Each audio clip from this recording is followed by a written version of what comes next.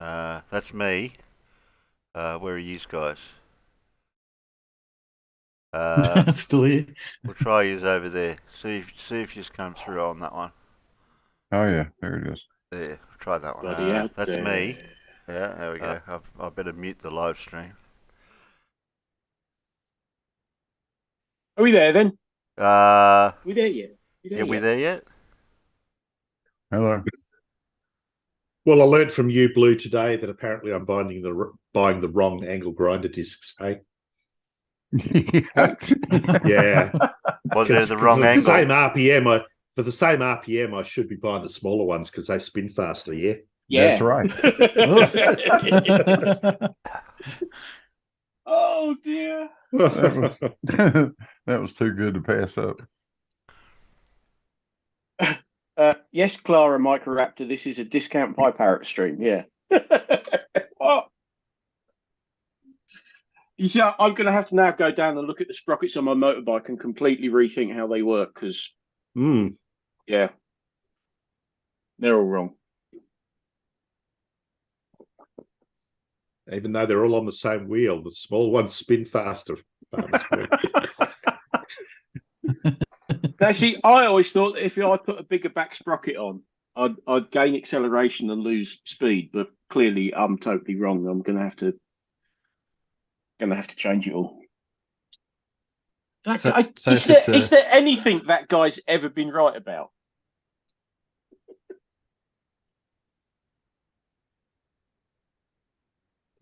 Not many times on the first try. He can eventually get there, but watching him go through the process is the funny part. Yeah.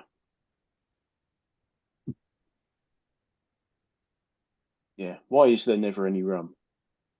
As long as you bring a table. Oh dear. I just love the way he sits there in his armchair and goes, and he starts playing that video and goes, "Oh, why can't we feel the earth moving? Oh, because it's not moving. Simple as that." Yeah. Idiot. Of course we can't bloody feel it. Hang on, let me spin this chair at 15 degrees an hour. Are you moving yet? I better can't you see I'm moving? Look, I'm just absolutely well, you should be whizzing spinning around at 1,000 miles an hour. And that's much faster than the earth moves. 15 degrees an hour, half the speed of an hour hand on a clock. You really expect to feel that? Oh dear. Now look out, we got a space mat farmer. Yep, I know. Shush, Timber. Shh. You're talking about me. No, they've just don't want me to talk over you, so they've told me to be quiet. Timbo. Say anything. Yeah, that's what you do, though. You know, I'm an idiot. Hello, how's everybody? Oh yeah, we're here. You're here, right? I'm here too. Bright, bloody well ain't bright here, mate. I'll tell no, I'm being. It's called sarcasm. Oh, is it? Yeah. Ew. Yeah. Oh, we need some sun here. Have you not got any sun there? It's your summer. How? No, we've lost the sun for the last week. Oh, where did it go? Not we, just him. What, just me? Well, I've got the problem you haven't. Just you. I don't know. Paul might be different too, but I've got sun down here. No, I've got no sun here. No, we had a nice sunny day. It was 33 degrees here today. Where did your sun go anyway? What happened to it? Oh, this white, fluffy, moisture-laden material that's blocking Smog. It's smog of Sydney. Those things that hang around when it rains. Yeah, that stuff. Yeah. It's weird that I can't work that out. Why is that stuff always around when it's raining? It's called clouds.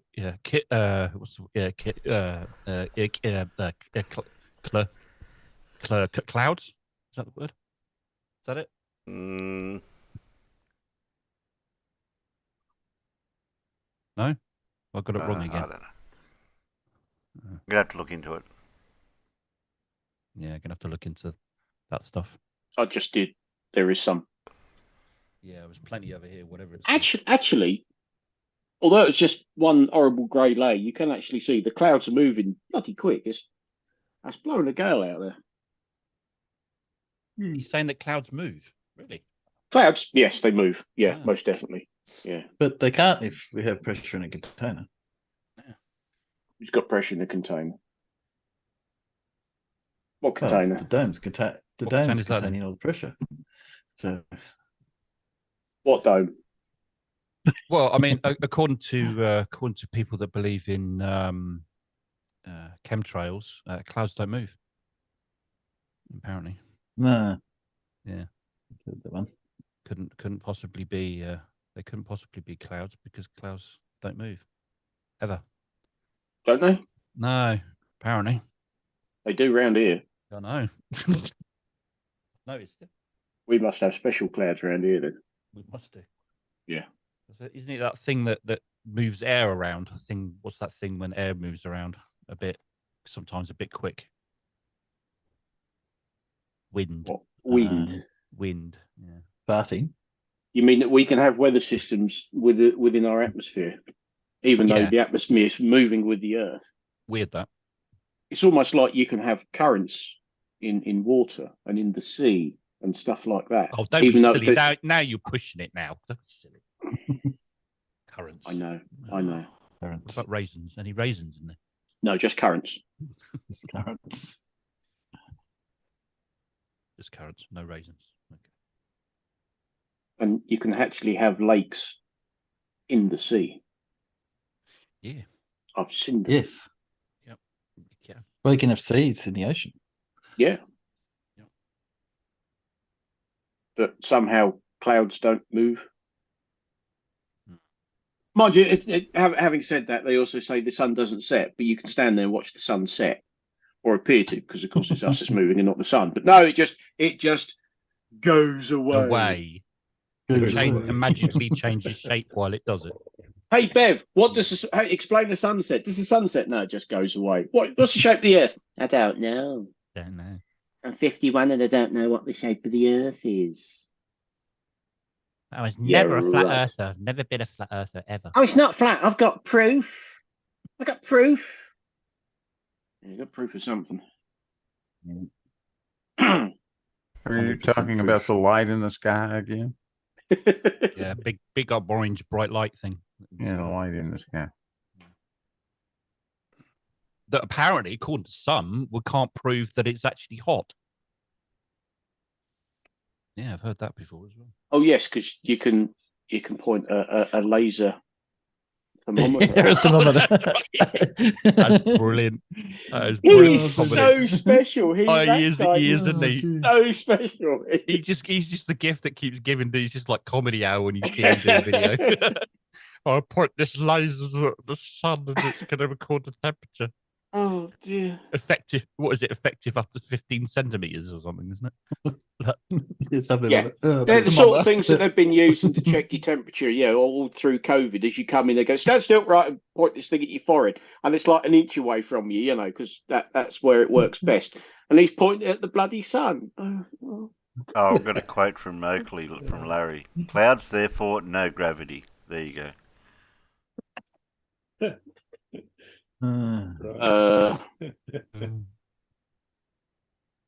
Yeah, clouds prove there's no gravity. Ow. Yeah. That's because he thinks clouds are made of water rather than water vapor. But anyway. Oh, because apparently, that's it. Apparently, you could have thousands of tons of water in the sky.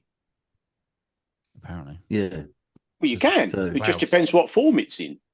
Well, it's not collective though, is it? It's not one. Problem is when all that water sticks together, at some point gravity does have an effect because it rains. Now clouds are very much liquid water, no doubt about it. Yep. Tiny, tiny little droplets, but there's enough lift to keep them up there. Because they're very, very small. Very They're till they all come tiny. together, and then there isn't enough lift to keep them up there. And There's this it funny rains. thing about the ratio between surface area and volume. yeah. Yeah. And that ratio increases rapidly as you go smaller and smaller in diameter. Amen. So yeah, they're quite wet, no doubt about it. I've flown airplanes right through one of them, Get a bit and wet. the windscreen gets wet. Only one. Yep. Only one. Oh Only one. well, I did it. Yeah, more than once. I parachuted through some clouds once. A bit cold. Yeah, Uh-huh. yeah, Yeah, okay. it's a bit cold. A little bit, not much. About sort of for about 15 seconds. If you're going through a cloud, am- when you need a life jacket. Nah. I object Yeah, I is when need the to. clouds get low enough, you're bloody walking through them. Ah, Yeah. I've done same that. thing. I've done that on hilltops and things. Oh yeah, many That times. can make navigation interesting when you can't actually see where you're going because you're walking through a bloody cloud. Yep, done that. Oh, hi, stranger. The triggered limeys out there. Hope everyone Oh, had a happy hello. new year. Hello, mate. Not bad, mate. Hello. Not bad, mate. Not bad. Yeah, I was kind of hoping my first week back to work would be slightly less than it was. I'm bollocked. Okay. I'm absolutely knackered. This whole working from home, that only works if you're actually at home. Well, I did my experiment this year, New Year's Eve, but sober. I might add. Yeah. Yes, you were. Yeah. I can't believe how long that stream went on for. Yeah. Ended up with Bev, didn't it? Oh, did it? Oh, Most of it. I got about 2 a.m. and I just said, look, Huh? I've had it. I've got to go.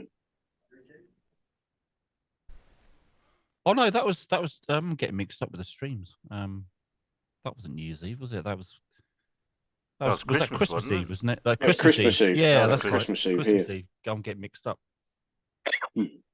I'm getting mixed up with Shields. Yeah, the Shields one I left early because I had to deal with something else. Yeah, so I lasted till about 2 a.m. I just said, that's it. I've got to go to bed. I don't drink anymore. Yeah. Yeah, they went for about 8 hours, I think. Yeah, my missus lost her mum earlier on in the year, and it kind of just like she was fine over Christmas, but I think New Year's Eve it just kind of like hit her a bit. Yeah. So she was a bit upset. So I thought, nah, I need to be with her. So I left That's Yeah. right. after midnight. I flew with someone who said he didn't like flying through clouds because there could be rocks in them. Yep, that's what we call the cumulogranite cloud, and they're quite dangerous. Hmm. Rocks in them. Okay. Yeah, like mountains. Mountains. Yeah. The ground's come up, the clouds have come down, and you're still flying in them. Big rocks Yeah, that are yeah, actually attached to the earth. yeah. Do not fly into the cumulogranites. Right. Things get bent. Yeah, that'll ruin your day Yeah. somewhat. Rapid explosive disassembly. Mm-hmm. Possibly, yeah. Mm-hmm. Or RUD. I've known a few that did it, Yeah. unfortunately. Yeah, it happens.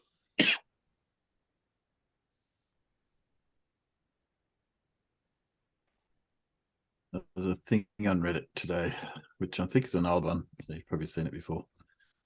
I'll post it. Post it. Oh God, I just got my Google Maps timeline for the last year. I walked 26 miles. I drove 15. I drove 15,335. That's using Google Maps to guide me.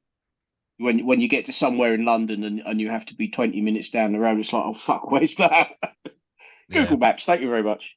So it's probably a lot more than that. Oh yeah, that's just whilst using Google, but yeah. According to Google, 15,772 miles. I went to 126 places, 58 cities. Really? 58 cities. That's quite a lot. I think a lot of these places aren't actually cities. It just calls them cities. I don't think Harlow's a city. Mm.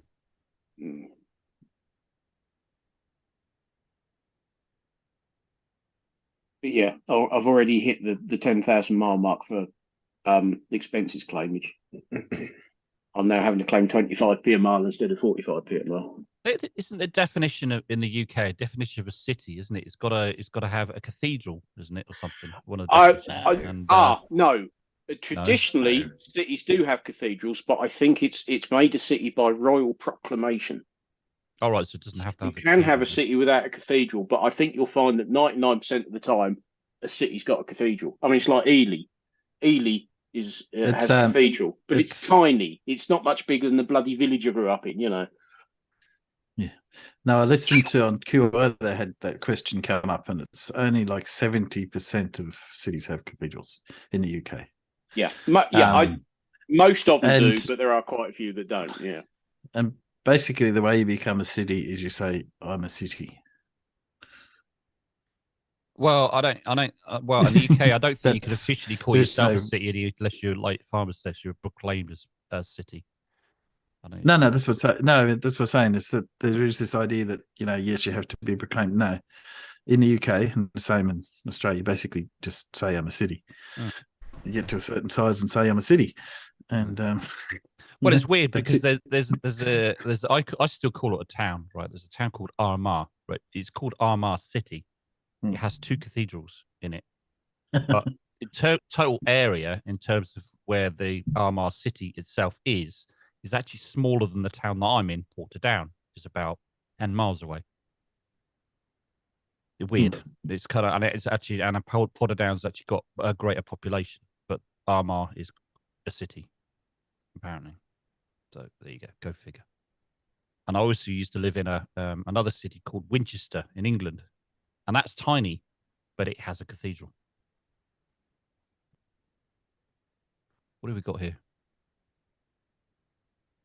I was just because we were talking about planes. This came up in Reddit today. I'm sure that's an old one, but there's some good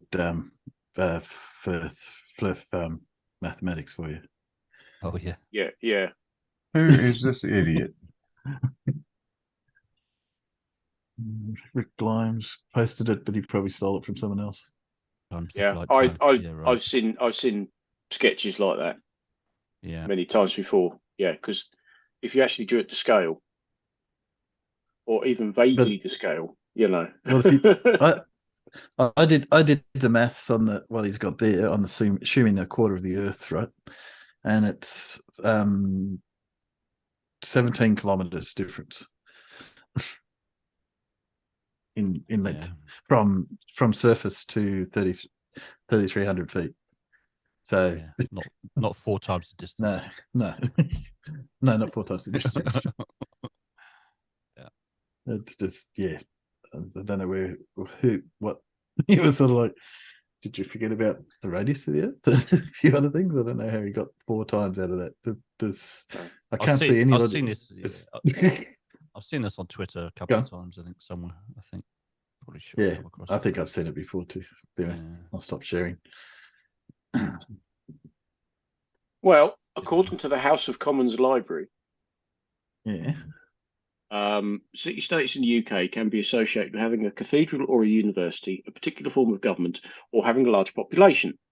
Although any of these might be used to justify the popular use of the word city, in formal terms, UK city status is granted by the monarch on the advice of ministers. There are at present, as of 22nd of November last year, there are 76 cities in the UK, and they only get their city status being granted by the monarch.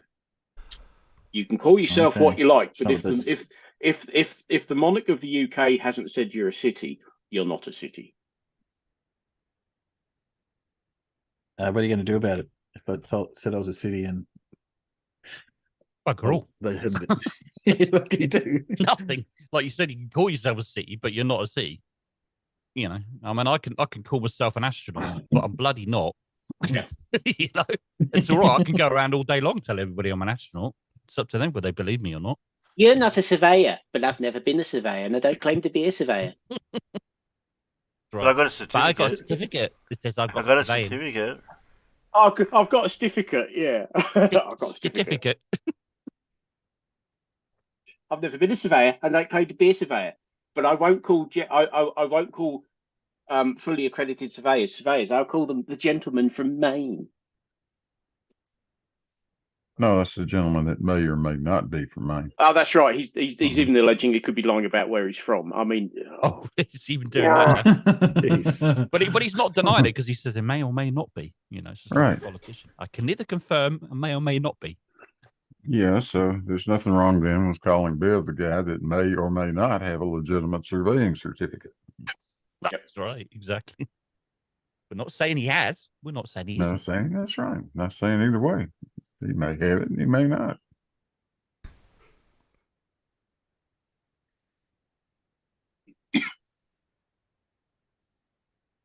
Oh, he has a certificate. That's for sure. We've seen that. We have seen it. But it may or may not definitely be. has one. Yeah, what it may or may not be is a legitimate certificate. It may or may not be a qualification. That's right. Well, no, it's definitely not a qualification. It was a component in his course that he did for whatever he did. Well, even that's a bit dubious circumstances behind that, isn't it, Farmers? Apparently he did an element in his course of surveying, and apparently the lecturer decided that they did so well that they gave them an extra certificate in surveying. No. Get this right. No. He did a 2-year BTEC course, which generally over those 2 years comprises about a dozen modules. I have one myself. BTEC in what? Building construction or something, I think. Yeah. Not the same course as I did, although it was in building. Mine was building services. Over those 2 years, one of those modules he did was surveying. Now the story goes, and this is the story he tells, because he's had to modify it and add some detail now because we kept questioning it. His lecturer said that they'd all done so very well in surveying that he could arrange for them, if they wanted to pay, he could arrange for them to sit a completely separate GCSE and land surveying. Oh, it's changed. Oh, okay. Well, right. Yeah. It's been added to now.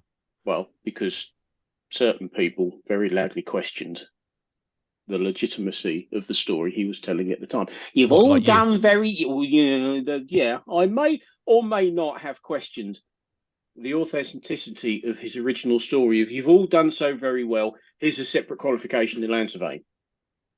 That's what he originally said.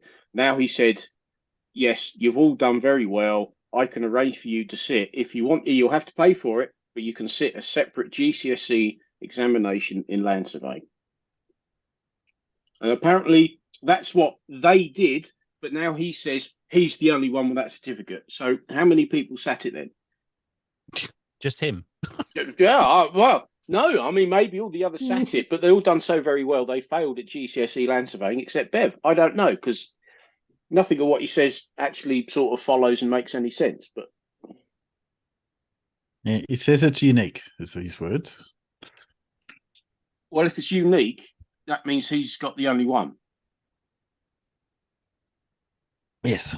Well, that's what I would assume from what he says. But yeah, who knows? Who knows with what he says? Because he never says what he means, and he never means what he says. So what he's claiming is that he's the only one in the country that has the certificate as a result of this course. Well, he hasn't. It's not in so many words. From this course.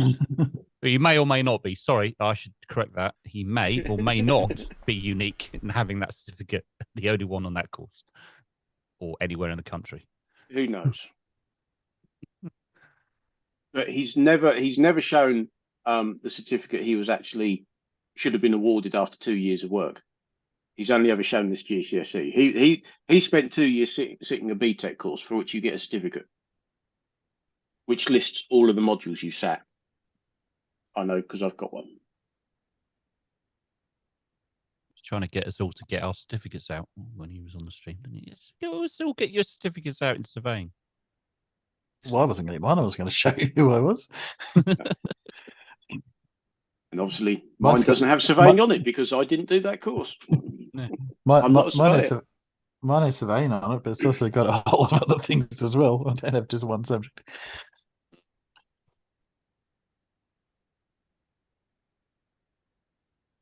Anyway. What we got, Terry? What's going on? What we I got? don't know. For? It's just Actually, I was going to say, actually, I lie. I don't actually have a certificate. I have an associate diploma. But anyway. Oh. I was just looking out in the chat to see if anyone was actually guessing who EV is. Oh yeah, of course. I was trying to guess, but I haven't worked it out yet. He's our old mate, extravehicular. I think Paul's realised not to pick a Nobel Prize winner because that's the first list to look at.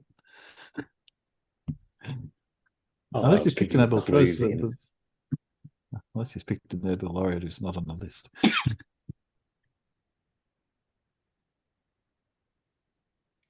EV, I have no I idea. shall give you a clue or two then. Mm-hmm.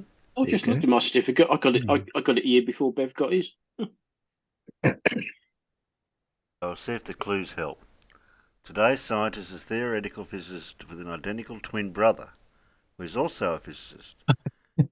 Okay, he has a namesake formula, which is important in conformal field theory and topological field theory. His research deals with string theory, gravity, black holes, and cosmology. Sounds very familiar. Have you had this one before? No.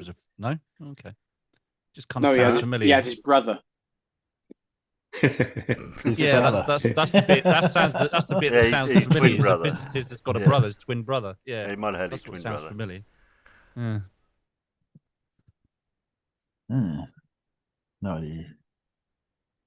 Eddie Van Halen. We've already done that one. Not extravehicular mobility unit. Then. No, not that.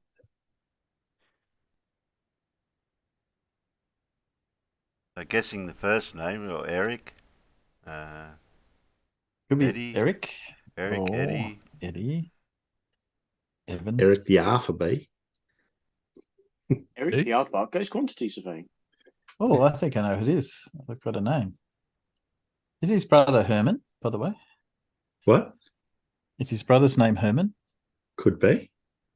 Okay, I think I know who it is then. Yes. Got some hermits. I'll post it in. Maybe. Could be. It might or might not be. Oh, that'll Yes. This is going to go on all day, isn't it? I can either confirm or deny. They may or may not be. Just need to add the word allegedly. That's him, Timbo. Yeah. Yeah. Obviously, it's my research skills, not my knowledge. My general knowledge. Your Google foo. Yeah, he's a Google expert. He knows how to use Google. And you get an extra point if you spelled it correctly there as well. I copied it out of Google, so. If it's wrong, Google's wrong. Yeah.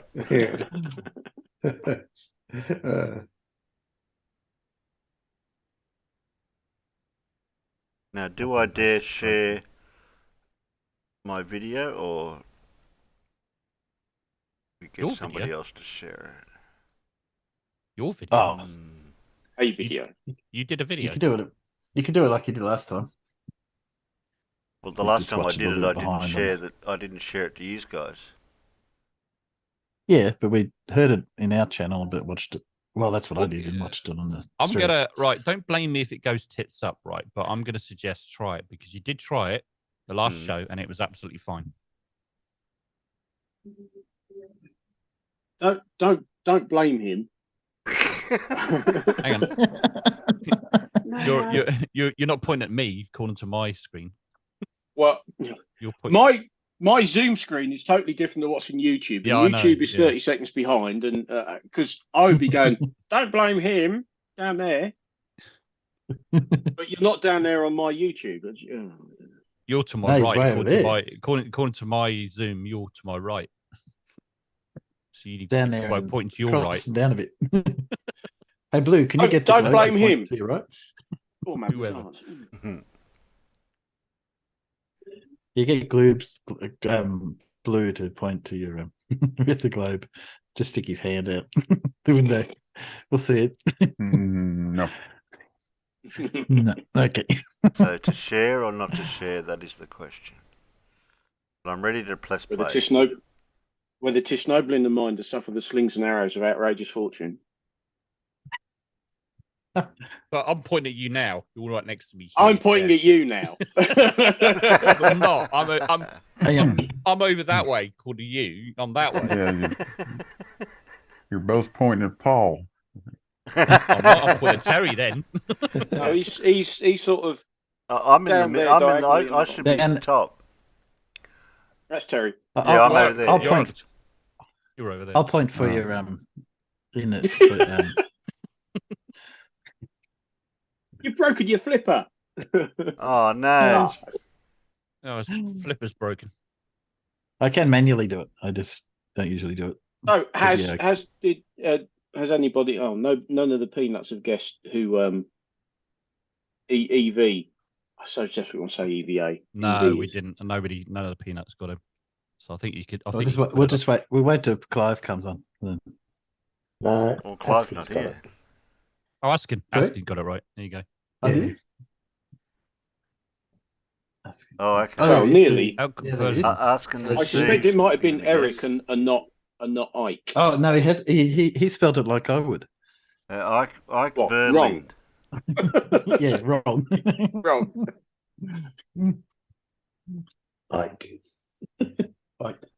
Ike and Eric. Tina Turner. Oh, Eric with a we K. can't have a naked. We can't have a naked ask and receive out there.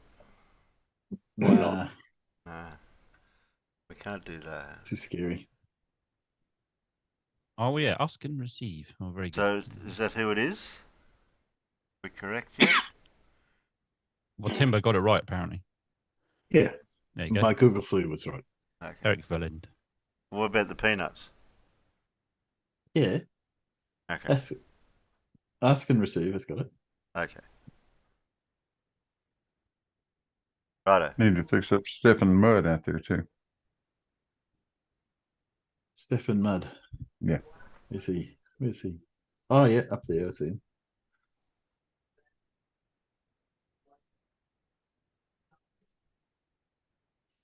Oh yeah.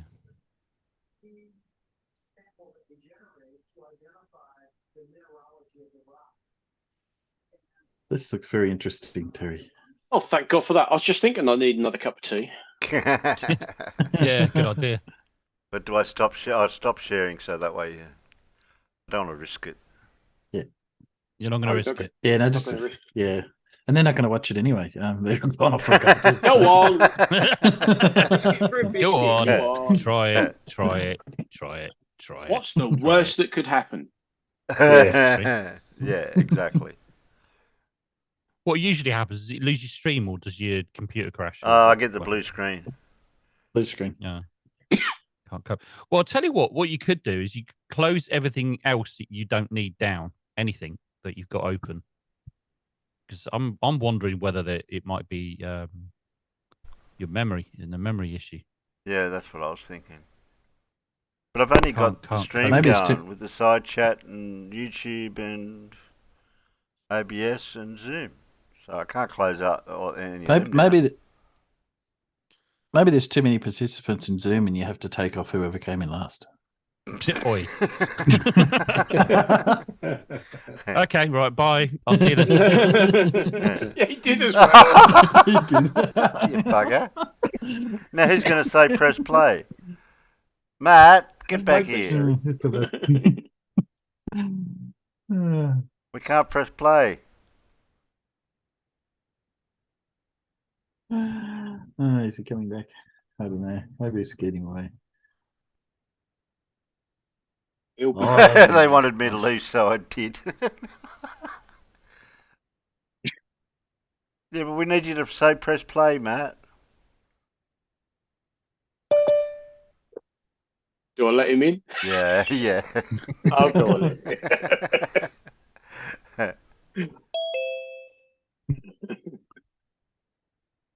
Decided to come back. I decided to come back. Ah, good.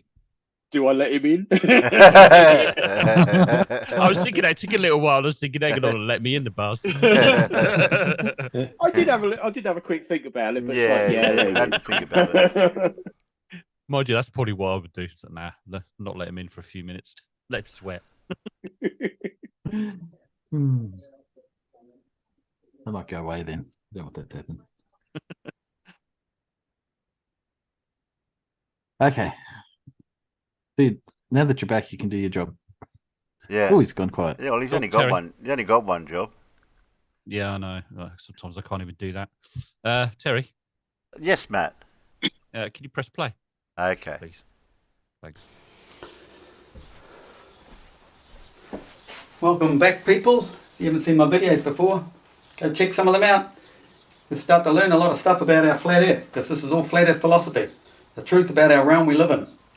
Today I've got a few other aspects of how the model works through reading some ancient Egyptian information about the Bennu bird. At the Bennu bird's head, eye of the crocodile, knee joint. So the Egyptians are calling it the Bennu bird because they're describing the whole sun system, the Bennu bird. You got the so let's just run over a couple of things here. This is the southern hemisphere out here, northern hemisphere this side. So you got the Arctic centre here. It's a toroidal field. The centre of the core is here, the Arctic centre. Arctic centre. Okay, so it's all north right up to the tropical gap of Cancer, and then your southern field is out here. This is just a slice taken out of the whole circle. So I've explained this plenty of times before how we get the hydrogen molecules of the moving water below Earth coming up, seeking low pressure, rising up to the tropical gap, expanding. So so all this part here is described in the Bennu bird's body. These are the two legs. It's in the Bennu bird. Where did you get the second long whiteboard? beak in that. It's his head. So there's the It's got legs. a whiteboard This is sitting on describing top the of body, whiteboard. and it goes to the choke point over with its beak. So no, actually, it's the other way around. The beak comes into here. Actually, this beak, this part here goes into the tropical zone. Got it wrong. So all this part is back Makes at something the else. Arctic centre, and that goes over the tropical gap. You need to realise that Must be pure hard to get it wrong when you plasma make it up in the first place. is transparent. You do not see it. We don't see any of this anyway because outside of our realm. It's the Arctic centre is in here, up to here. We're in here. So we find this very high pressure if we try to travel north. A So lot of how's it pressure. cold and hot at the you're same time? Guys struggling to get through the freezing cold when they're going through the snow and ice and winds because they're coming across this high pressure zone. And the sun? We're held in here. We're held in here. We sort of set the other way around where we're under pressure. We are. But it works vice versa when you're trying to get out. This is why it's so flipping cold out there, because what happens is when these hydrogen molecules rise, they start going through the cold. They freeze, they expand. That's how we get gas. Just look up how a fridge works. How the gas expands and then contracts back in to create the whole fridge they're idea. becoming system. gas and It's they're the getting same colder system. at the same time. So an expanding of the gases, right? And this is why we can never get out, because if you flew up in an aeroplane, you'd have to keep in the pressure, keep pumping in the pressure, keep the expansion, all the pressure as you rise. There's more and more pressure, more and more pressure. But it's so flippin' dangerous. At any time, it just go bang if you didn't have it equalized with the atmospheric layers, and boom. There's no way they'd send anyone up in a rocket. You can't get out of this area here. But if you were to go into La La Land, if you could dream about it, you shoot straight towards the sun, and then you come down through the Milky Way here, through the black hole, you'd be recycled that way. Nothing survives, of course. You can't do it. It's just pie in the sky bullshit, So the hydrogen molecules So you can't go through the black rising hole, up to the but everything tropics, goes through the expanding as black they hole. rise to end up shredding, separating the energy bands. People don't like me using electrons and protons, so electrons are waves of various energy bands. You see, all these layers are like waves of energy as you elevate to different pressure zones, different periodic tables. Like that's the 7 noble gases up through there, separated. And this is what's happening to all these molecules. They're getting expanding and separating into all the periodic table elements and stuff. and then they get re-emerged, like two protons forming the plasma, or the electrons getting together to find equilibrium to feed the black hole. It's back here. So this is the Bennu bird. Comes out of the Arctic centre vortex. Comes off the Arctic basin.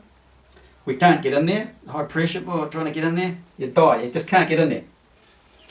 And in the centre, so imagine the big vortex, and it's been sucked up to the centre where the plasma has been created. It sucks up to this internal vortex, which is hollow, creates a hollow core, which creates the resonant frequencies, creates the frequencies of life. Very strange. Earth is created from the sound. The place of equilibrium is dead still in the centre of the hole. That's why Earth is fixed and stationary. It comes from the place of rest. But all this action around it shoots up towards the cold fusion plasma, room temperature, freezing cold down here, still being rushed to this room temperature plasma. Transparent. Black hole around it, in front of it. The sun is on the horizon of the black hole. So this is the Bennu bird's head. That's his long beak. This beak goes over to the tropical gap. This is how we see the image of the sun. Due to the atmospheric layers and everything, it basically forms a photon, so we see the image through the light spectrum of all the layers. So we get an image of the sun. And what's happening, if I moved it over and put it there like that and made this the Arctic centre, it would have been good, but I didn't draw it that way. What's happening is where the sun moves around, so the sun is one end of the, this is tucked into the Milky Way central Arctic vortex, is just turning, right? So imagine this is the top of the vortex. The Milky Way's sitting over it like this. It's the knee joint there, as it comes over here. As this turns, this is turning too. The whole thing turns, right? That's your 24-hour day. That's the Milky Way. That's the sun going around the tropical zone of the flat Earth. And wherever the sun is, the magnetic field is rushing to the sun and spinning around the sun. This is why you see the snakes tucked around the sun disk on the Egyptians' heads, ancient Egyptians. And that feeds back into here. That gets drawn into here. So you got this system being sucked back this way. It's not flowing out that way. That's just sent the image of the sun out that way. But the electron to magnetic field around the sun are being sucked in here, the warm tropical zone. So there's your warmth, and here's the cold. It finds equilibrium with the electrons, and bang, the sun is created. It's perfection. Realise the sun was a star. Okay? How it got there will be in a book I write one day. So the Egyptians describe it as the Bennu bird's head, or the eye of the crocodile, which is in the Milky Way. That's the eye of the crocodile in the Milky Way. You know, you only need half a brain to look at the Milky Way and the night sky photography, good photography. You know it's the back of the sun. It's the back of the sun. It all adds up with the flat Earth design. They won't tell you that because it completely destroys the whole globe. It's the dark side of the sun. Yeah. You realise the back of the sun, you're seeing this side at night. You've got that big flare inside, the big bulge inside there. That's the back of the sun. Well, it's around here, sorry. Because daylight shines day is across the black hole. Because it's the amplifier of the frequencies. Creates the light in there. I'll just throw some word salad out there. Yeah. Yeah. It looks like he's confused himself. It's a tricky one to imagine. Sometimes, yeah. Well, he's Tucked making some very that's the Arctic sitting there like that. bold The statements. knee joints here, Yeah. it's moving around. But that is the way it works. The sun doesn't shine out this way. All my videos have explained it that way. That's all right. I have to go away and think about that now. Yeah, you're going to have to. Moving Because along, it the doesn't sun work. is the pupil and the receiver of the sun's frequencies. What? The sun is the pupil, the receiver of the sun's frequencies. Yeah, our pupil. This is where everything looks round and small up there in the sky. You go like that, that's how big the sun is. So do with your pupil. The ecliptic plane is the iris. The atmosphere is layered, gaseous layers, frequency layers, electron waves, waves of water basically, moisture, water's above, water's below. Spiral is due to the sun He's trying to spinning creates the vortex. Rushing up to the heat, warm rushing into the cold creates the spin. That's what turns the vortex. And then the vortex turns the whole Milky Way around the Earth, flat Earth.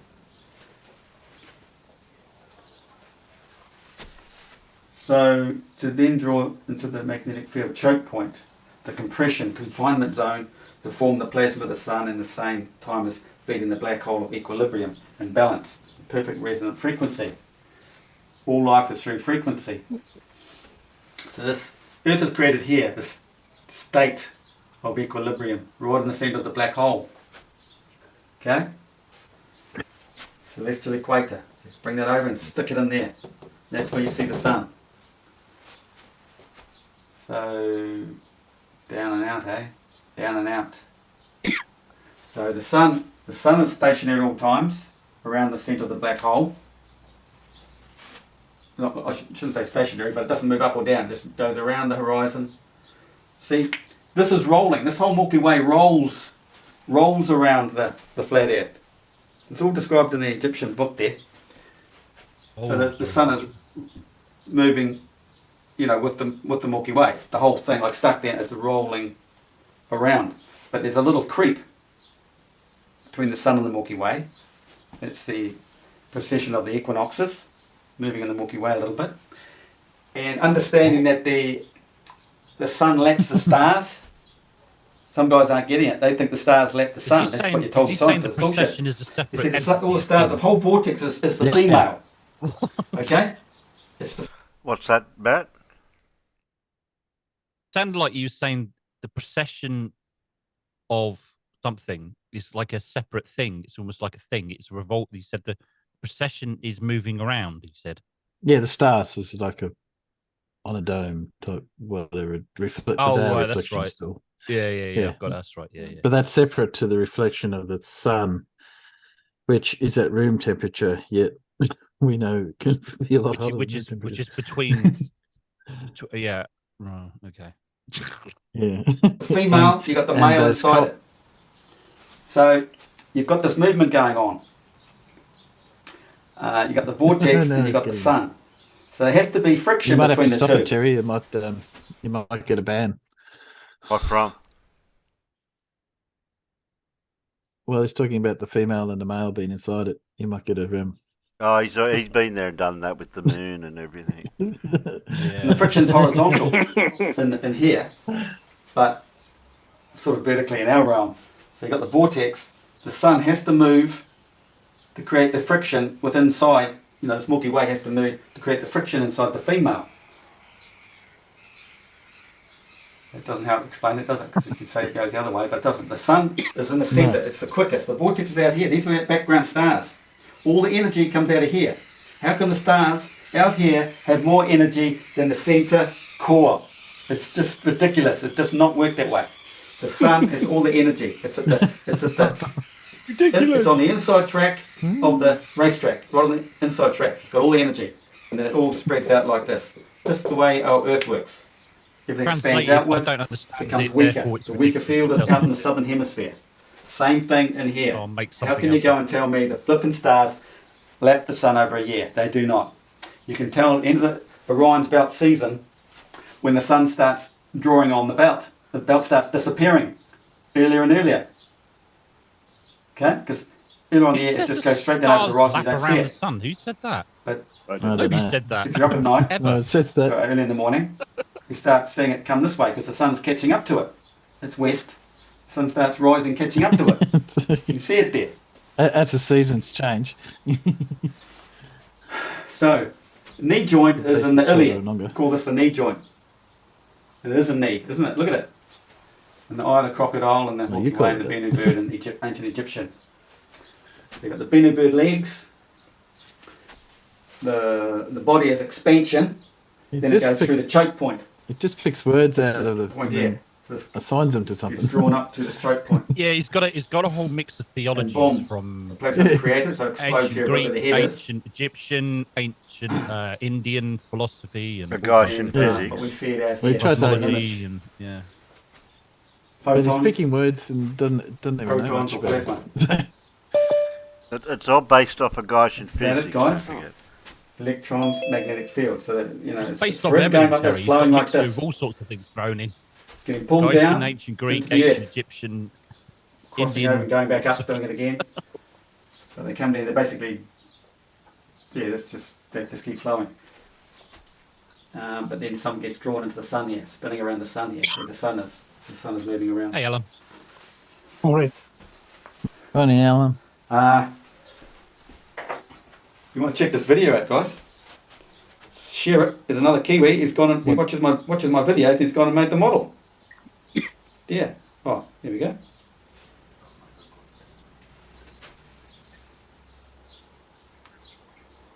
Oh, Major model. that's the end of it. My computer broke. Oh, look, there it is. What are you turning your phone around for, Lindsay? It's not done in portrait. That's how it works. The centre is the northern hemisphere. They're all the southern hemispheres. There's no actual southern hemisphere. So look this up. What? No, he says it all the time. Yeah. Clockwise. Everyone has their Tropical own zodiac. dome. Look, see if you can see That's that. their dome. And Tropical So zodiac your accurate perspective is- perspective model. That's where Sigma Octantis would be. So this model is only showing 6 perspective. Tropical zodiac accurate perspective model. Full stop. All is atom, ATUM, /dash atom. Somebody needs to get in some video editing. He's done a beautiful job of aligning all the Yeah. zodiacs signs. It doesn't edit Since it. it turns, it spins all the southern field. No, There's plenty of just southern upload it field. and that's it. They're everywhere because every man has an arc of horizon. He'll get his perspective north to south. That's his view of Sigma Octantis. This guy, that's his view. That's his view. But they've all slightly rotated more as you go around, as you start looking out around the south. We'll go back that way. It's going back that way, isn't it? And there was another video. That was the other celestial navigation video. So yeah, he's done a great job there. Personal You wanna domes. Get into that and share it, so everyone knows how the system works. Thanks for watching. That's Oh, what I think jeez. of at the Well, moment. why didn't it match what you were drawing? Give us a like up. There's a part 2 to that, but we'll watch that next time. Oh, the anticipation. Yeah. So you're telling me there's another Kiwi that is as insane as Lindsay Harris and actually understands it? Yeah. Well, another Kiwi that, Well, I don't- is part of some of his theories, at least, like Yeah. small part of it, probably, because he cherry picks bits of everything from everywhere, doesn't he? Yeah. It's Because his probably- model, His stories because the change model over looked time good. as well. Yeah, the model the guy showed wasn't something that Terry has drawn, so he sort of made up something. If you- Not Terry, Lindsay. Lindsay. Sorry. Oh, is Lindsay over? Oh, we played Yeah, again. unfortunately. I hope so. Did you miss something, Blue? We can always rewind it. No, I think it's okay. Yeah, sure. Okay. Besides that, Lindsay, Lindsay's just rude. You ever notice how he talks right over the top of us when we're trying to talk? Yeah, Damn. Yeah, he does I have- that. Yeah. I haven't noticed that. I will say, at least he says he's a flat earther and he has a model, which is better than a lot of other people. That's Even Blue's if the model- discreet way of saying, shut the fuck up while the video's playing. Okay, got it. Ah, I will. okay. I'll be quiet from Super. now on in, Jude. Lindsay. Sorry, Blue. Be told off again by Blue. Yeah, you shouldn't talk Blue over was so Lindsay engrossed. when we're playing him. He might be saying something that's relevant. No. Nothing is what he says is relevant. What are you talking about? He's talking about how when things get colder, they expand. Well, some things do. Yeah. Yeah, what happens when you Not freeze many. water? Yes, but he was talking about all the elements, not just water. Yeah. By and large, most things when they get cold, they don't expand. No. Generally not. Shrinkage is an issue. Well, Yes. he said it gets cold because the gas molecules are expanding, didn't he? Is that what he said? Yeah, something along those lines. Yeah, that's the Or- reason why or it vice gets versa. cold. Yeah.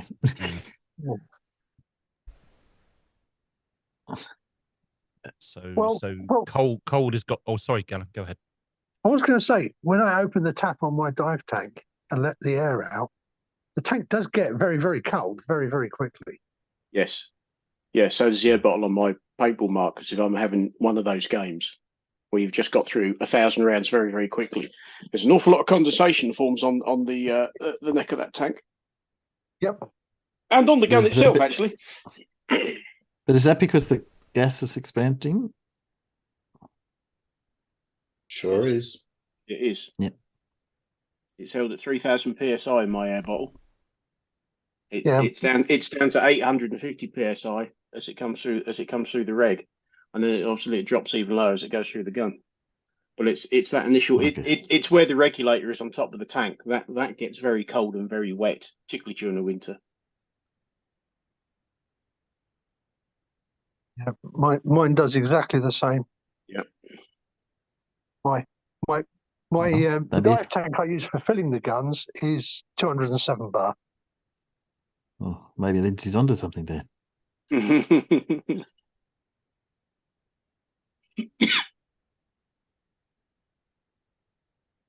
I know a place where there's even bigger pressures. Yeah, my workplace. No. Side rocket engine, a combustion chamber, thousands of psi. Yeah. Yeah, my air bottles actually go up to 4,500 psi.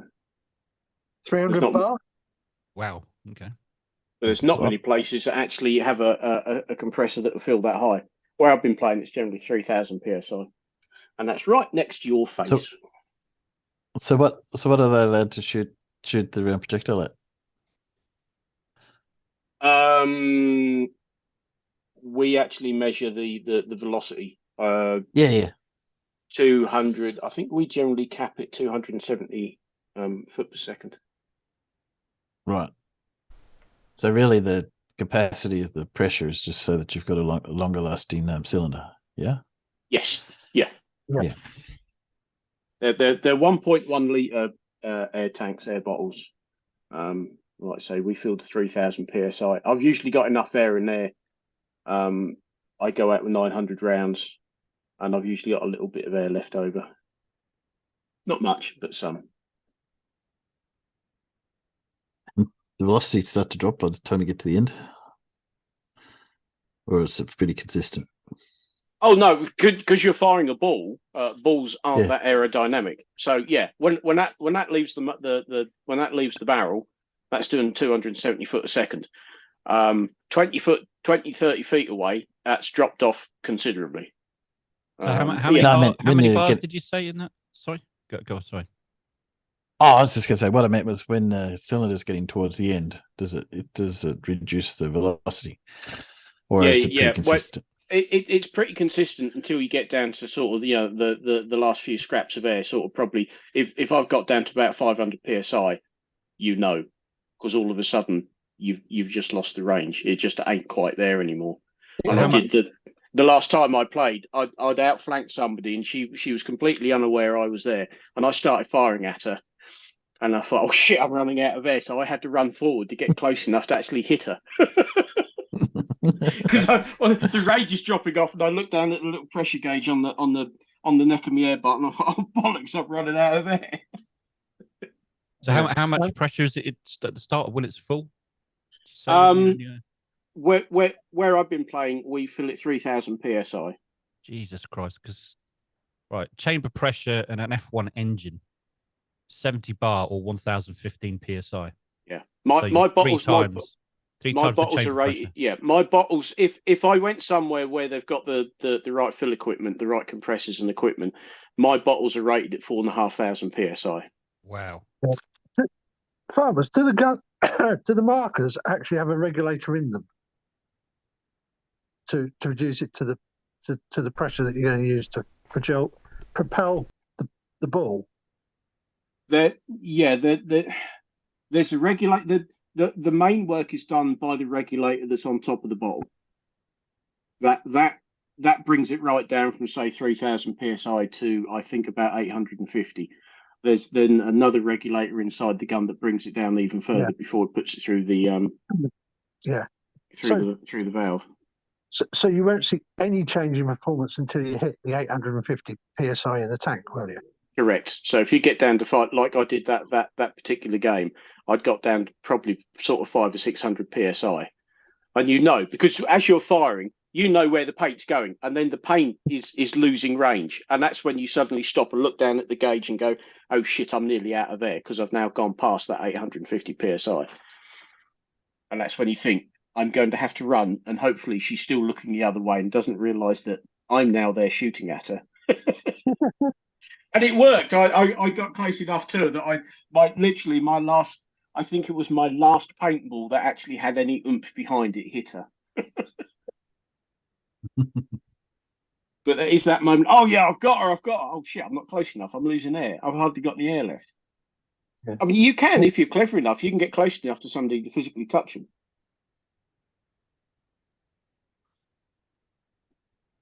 Yeah, that's an awful lot of luck. but if you're going to do that, it really helps if you're a Gurkha, doesn't it? Yeah. Yeah, because those guys are really good at that shit. Yes. I've only ever managed that once, and I was just about to rest the end of the barrel of my gun on top of his head when he turned his head and realised I was there. I think he did shit himself. I met a bunch of Gurkhas once. They're really nice. They, when I was working at RAF Bryce Norton, most of the security guards were retired Gurkhas. Very, very nice people. Yeah. Yeah, lovely people. Yes, all the little security huts and places like that. A lot of them, they were retired Gurkhas. Yeah. Yeah. Just the sort of people you want as your friends. Exactly. Yes, Irish Stew. Balls aren't aerodynamic. That's why we now fire bullets instead of shot. Oh. Yes. And that's why if going paintballing I wasn't firing balls and I was actually firing bullets, then all of my markers would be firearms. They're borderline firearms as they are.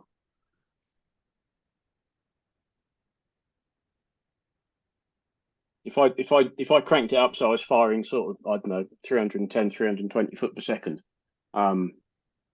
then yeah, I think they damn near become firearms because you can kill people with that.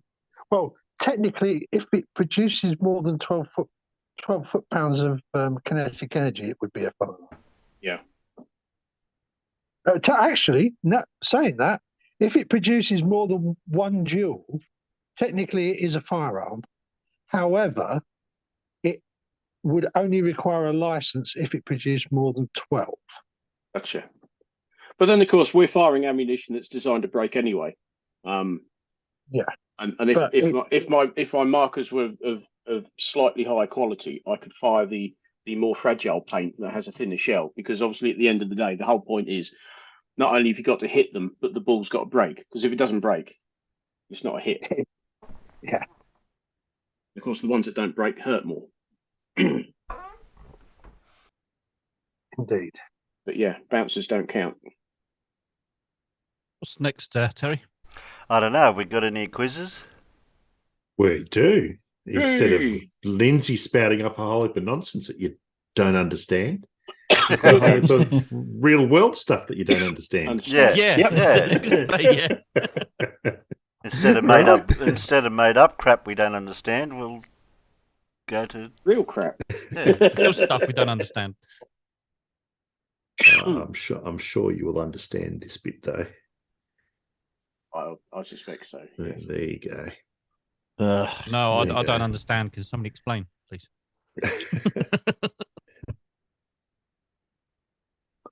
Where's the friggin' internal chat gone? I don't care.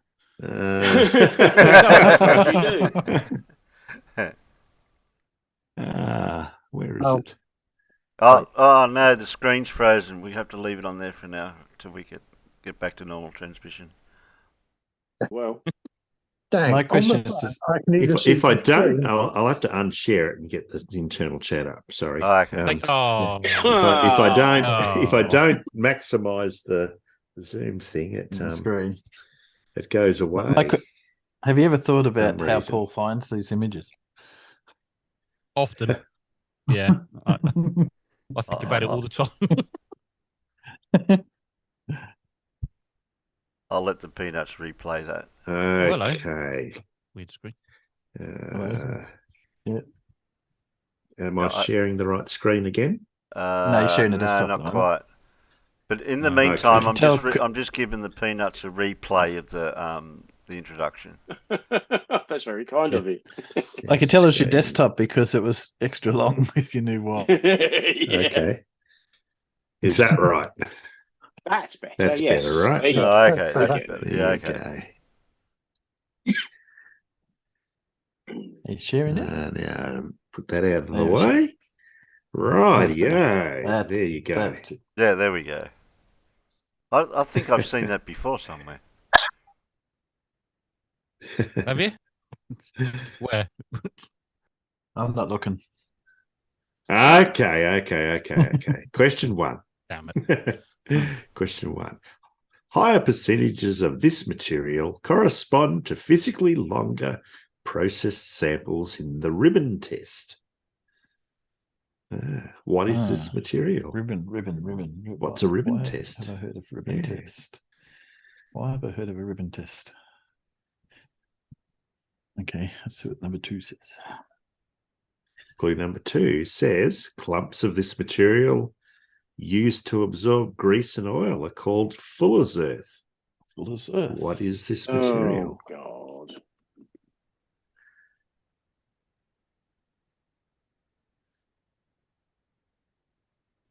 That rings a very vague bell. Yes, we used to use Yes. lots of that for nuclear and chemical contamination cleanup. All right, your third clue. A type of this material called bentonite is mixed with water to make drilling mud. What is this stuff? Matt got it right. No, did First I? up. You did. Okay. You did. Bit of Well research. done. That's not what I said it was. I don't know, but actually, And Judy Bassett out in the Peanuts has did got she? the correct answer. Yay. Zebulon also knows how to soak that was up my grease and next oil. answer. Yeah. I was thinking Yeah. of kitty litter. No, That absorbs oil very well, trust me. yeah. An increasing presence of this material is represented by the left axis of the soil texture triangle. This material names a group of minerals that includes illites and kaolin. You've all heard of kaolin clay, yeah? Oh, yeah. No. That would have given it. Yeah. I haven't. Presence of this material can be tested by measuring its absorption of methylene blue dye. This material, which displays plastic behavior when wet, can be formed via the weathering of shale. Oh, well, surely that would have given it away.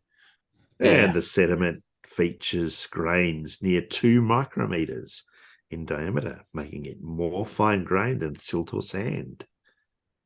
Name this fine-grained soil material that can be fired to make ceramics. It is clay. Splish. Ah, That clay or plasticine? That looked like plasticine, didn't it? clay was the correct It is answer. about plasticine. Poor old Morph.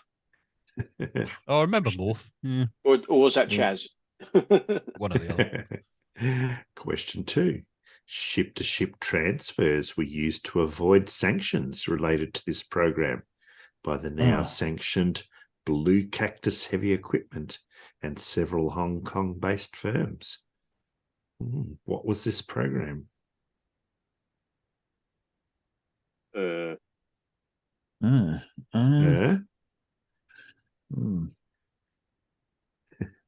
Rafael Grossi described the removal of 27 cameras from facilities related to this program a fatal blow.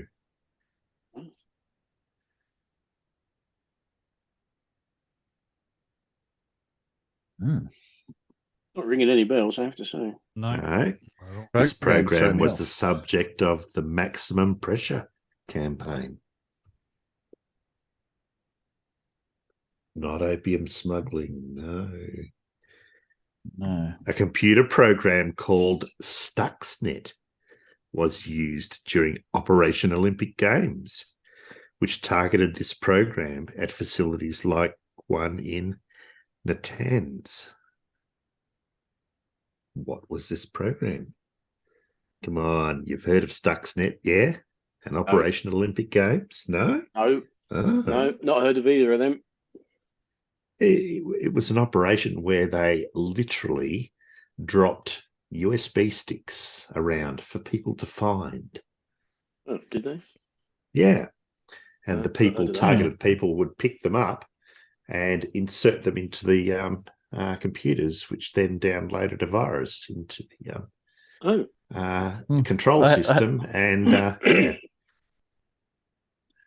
Well, that's been still done, but not by these people. But I hadn't. Yeah. I've never heard of it. Declassifying the IRGC as a terrorist group has been a stumbling block in negotiations over a deal regarding this program, the ICPDA, which was reneged upon by the 2018 reimposition of sanctions under Donald Trump. Oh, it's got something to do with Iran. What then, was isn't the it? program? Something to do with Iran. You're right, Alan, but which country? Oh.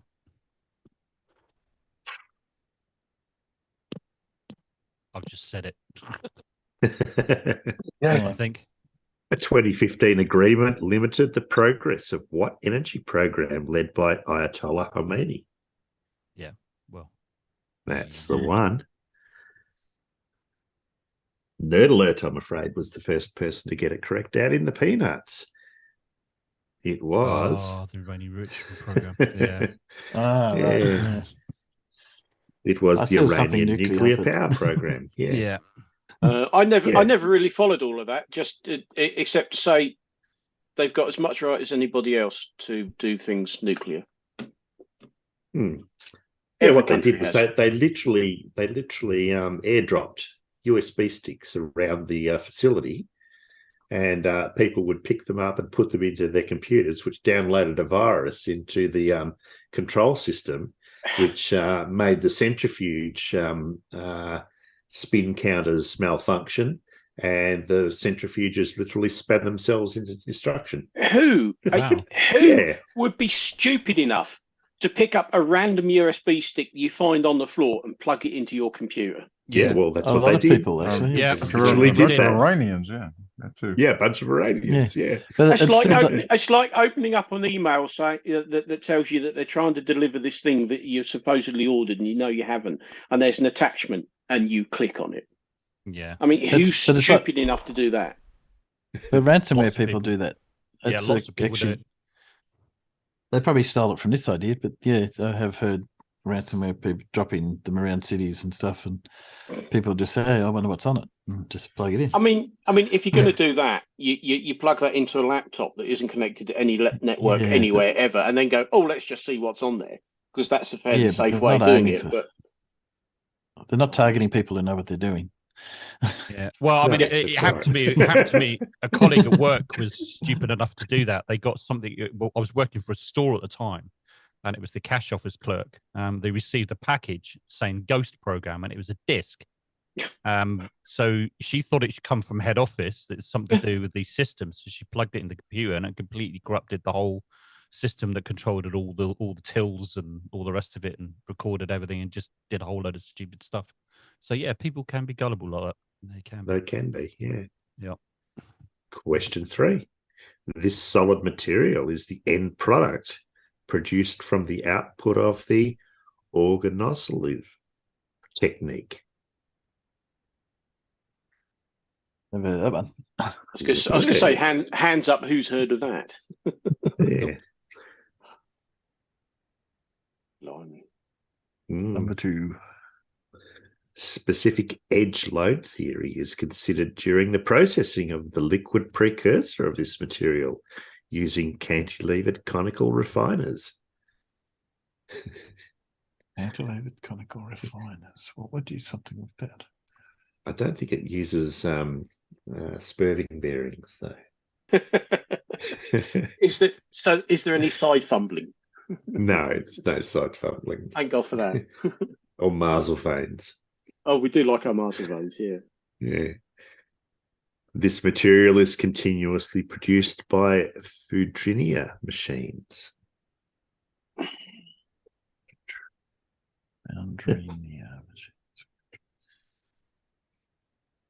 Oh, thanks, Biggest Doggers. Organosolve. Yeah. Oh, yeah, Organosolve, yeah. It has something to do with cellulose, Biggest Doggers. Yeah.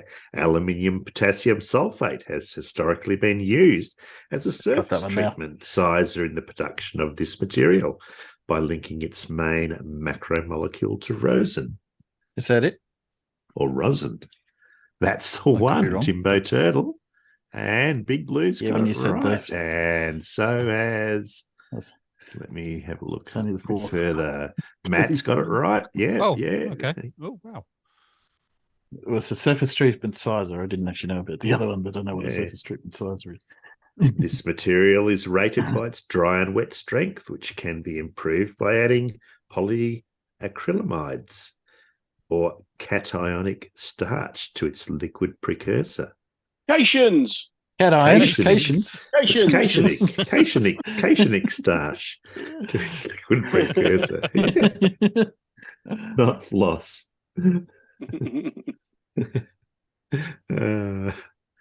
The main precursor to this material is formed in the sulfite and craft processes.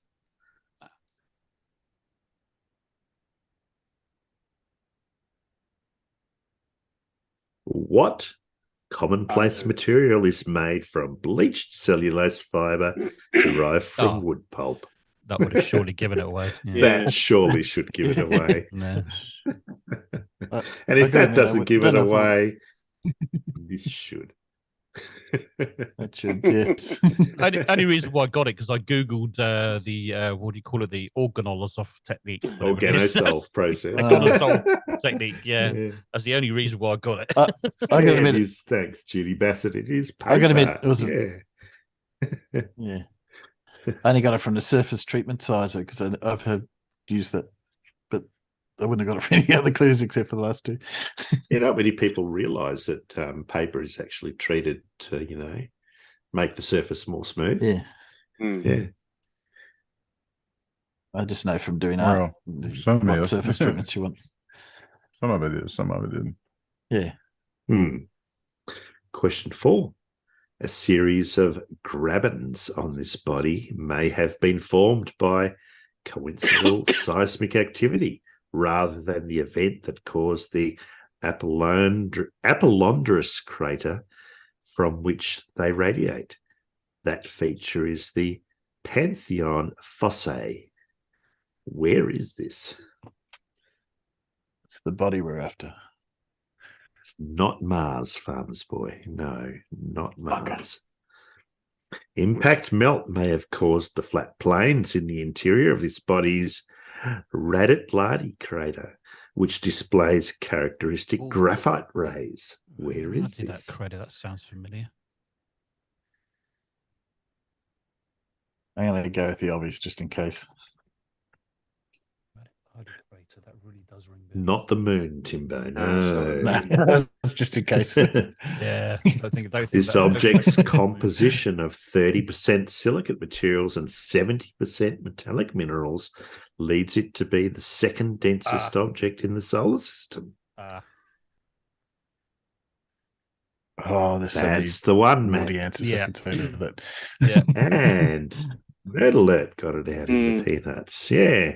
The antipode of this object's Caloris crater displays its characteristic weird terrain. Yeah.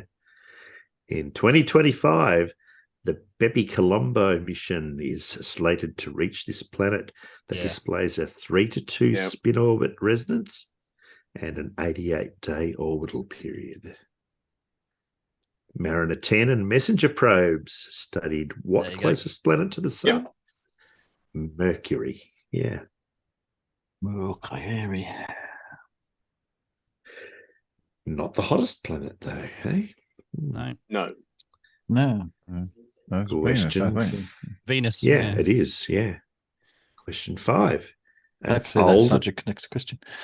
Yeah, an older test suite for this task called NOLO contains 11 cases, while a more modern suite called Nightmare 2 has 30 cases. What is this task?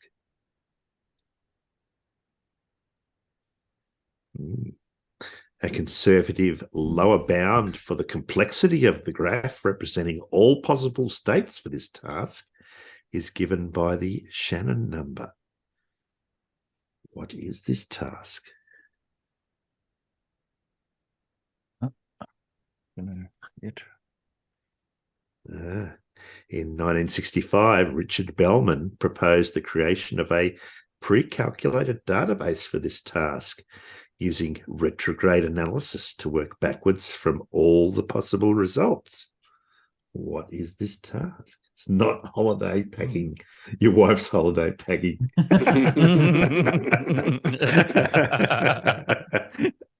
Oh, dear. Had to fit an entire wardrobe into a suitcase, yeah. Yeah. Well, there are an unlimited number of combinations, right? The 0x88 representation describes the layouts of this task, and the positions of its components are tracked using the algebraic notation, not cryptoanalysis. That's the one, Blue. That is it. As of July 2022, the standard engine for this task, Stockfish, has a 3,540 for its ELO rating. What is this task? And Nerd Alert has it. You're doing well tonight, Nerd Alert.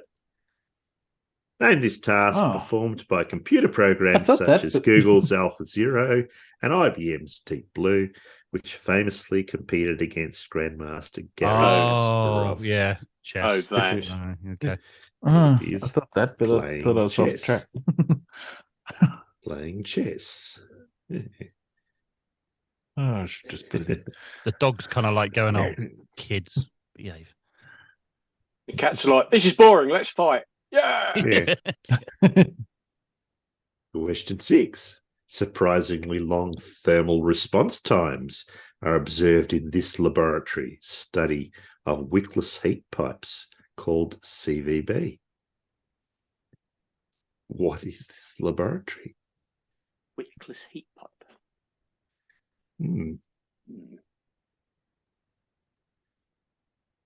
The Flex experiment in this laboratory produced cool flame chemical release from heptane. It's not JPL. No. The drug TAS-205 was developed from proteins crystallized in this laboratory, and it is in clinical trials as a potential treatment for DMD.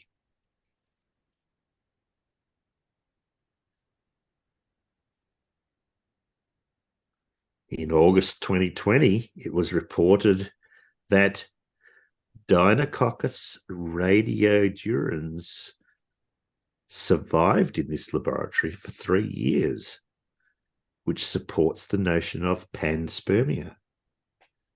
What is this laboratory?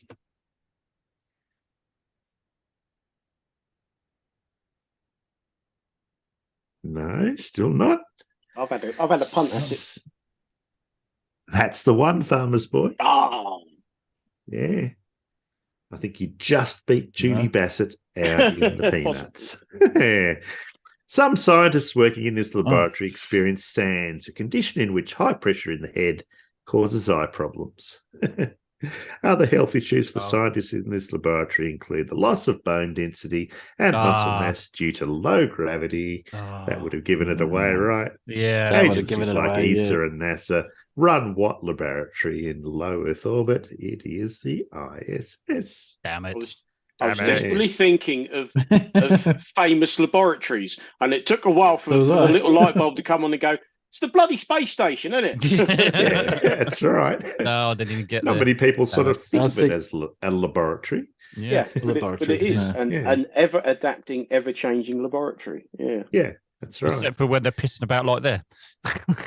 Yeah. Well, it was his Gotta have a bit birthday, of fun. wasn't it? Gotta have a bit of fun, yeah. Wasn't that sent up to help him celebrate his birthday or something? Something like I'm that, going to yeah. dress up as a gorilla and chase you through the space And station. chase around the space station. I mean, at the end of the day, they're all just people, You- and they have Yeah. senses of humour and things, you know. Yeah, yeah.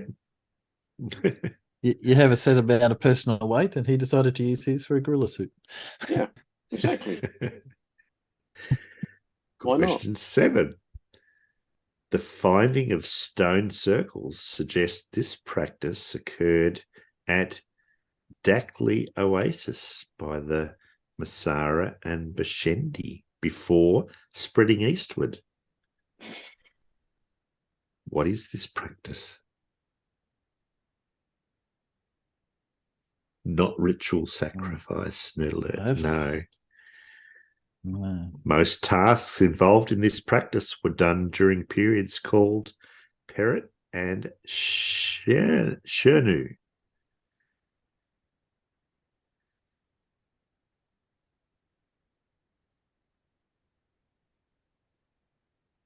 A long pole balanced on a crossbeam used to move material to support this practice was called a shadoof. Oh, God. I've heard of that. I'm familiar with that. I'm trying to think what it was bloody for. Not astronomy, no.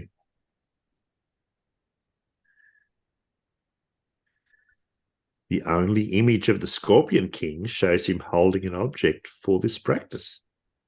Oh, I remember what it was for. I think I did this at middle school. Did that?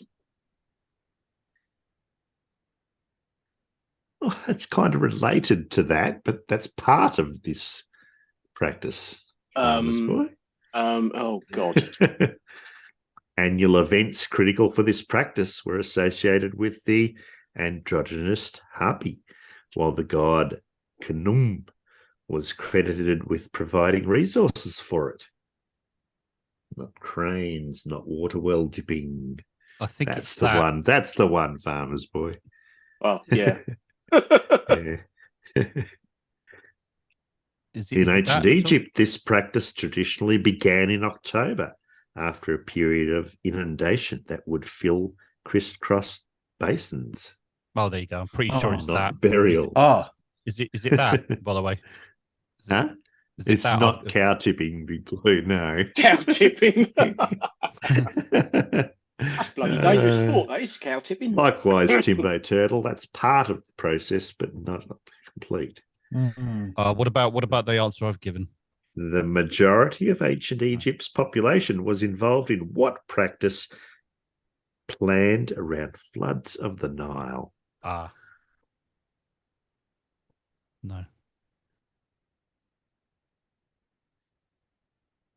It's not. They've got it out in the peanuts now. Nerd alert, farming. I'll accept Larry DeMaster's agriculture. Oh, yeah. Farming is the one. Yeah. You know, they still do very similar things to that now, certainly out in the fens. That's spuds. In some places, yeah. Yeah, when it's things like lettuces and cabbages and stuff like that, that still tends to be a very manual process, and they're really struggling because certainly through Brexit and everything, a lot of the manual labour who was doing that have gone back home. Yeah, they've gone back to their own countries now. They've gone back to their own countries, and they're now they're struggling to find how do we put this? British people who will actually do that. Yeah, they won't. Not many British people will do. No. Alrighty. Question 8. The non-Coulomb term of the electric field derived from the Leonard Weishart potential is sometimes named for this quantity since it is proportional to it. Oh God, it's We electric. need Clive for this clue. I was going to say it's electric. It's the dark arts. I haven't got a clue. Charge squared times the rate of change of this quantity is proportional to the Abraham-Lorentz force.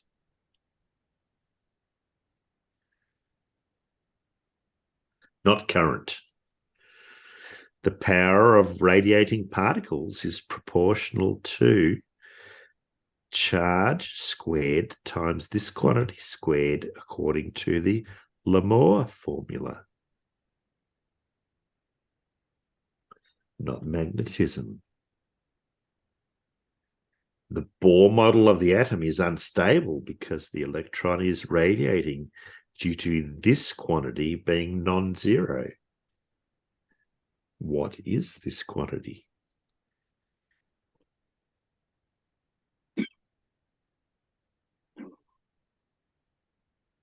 No. If this vector quantity points in the opposite direction to the motion of a charged particle, then it emits Bremsstrahlung radiation. What is this quantity? That's nice. Bremsstrahlung. It's not a point charge, no.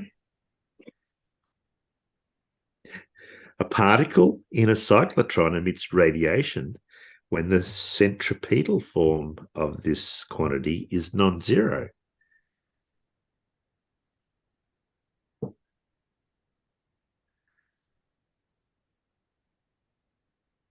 What quantity is the instantaneous rate of change of velocity?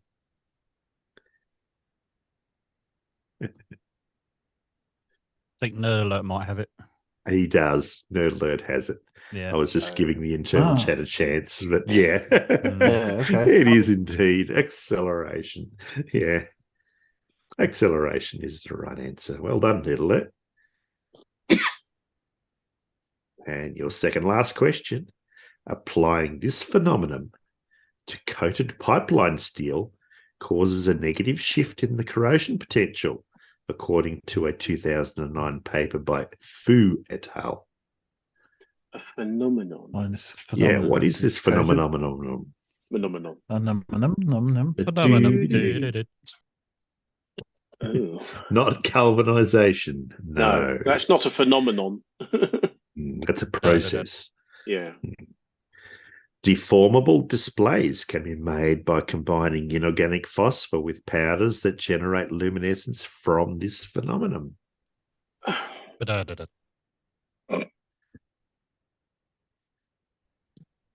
synchroscope can be used to compare two systems that use this phenomenon. I had a guess, but I don't think that's right now. No. Not static or electrostatics. No. Not pickling. Not fluorescence. High Q inductors often use Litz wires to mitigate the proximity effect and the skin effect caused by this phenomenon. I reckon that'll give it away to Blue.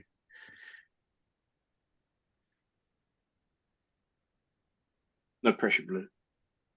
Not cathodic protection, no.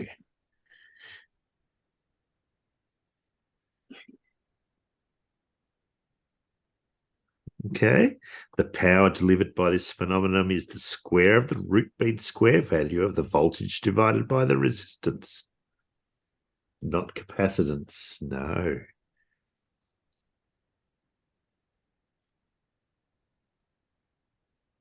The opposition to this phenomenon is given by the impedance.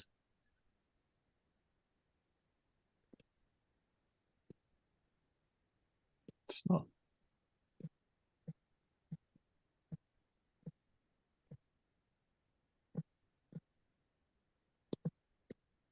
There we are. Finally, I think. Yes, we do have a correct answer out there.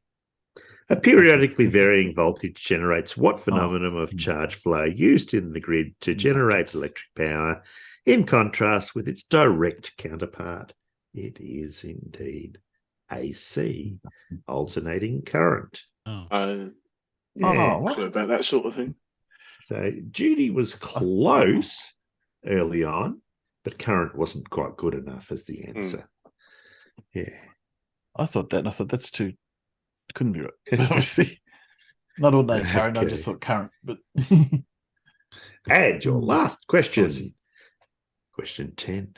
Debate over this policy led Prime Minister Billy Hughes to form the split-off National Labor Party, which would merge with the Commonwealth Liberal Party a year later. This rings bells. This will be Australian politics then. It would be. I haven't got a fucking But the clue. whole question isn't about Australian politics. Well, no, but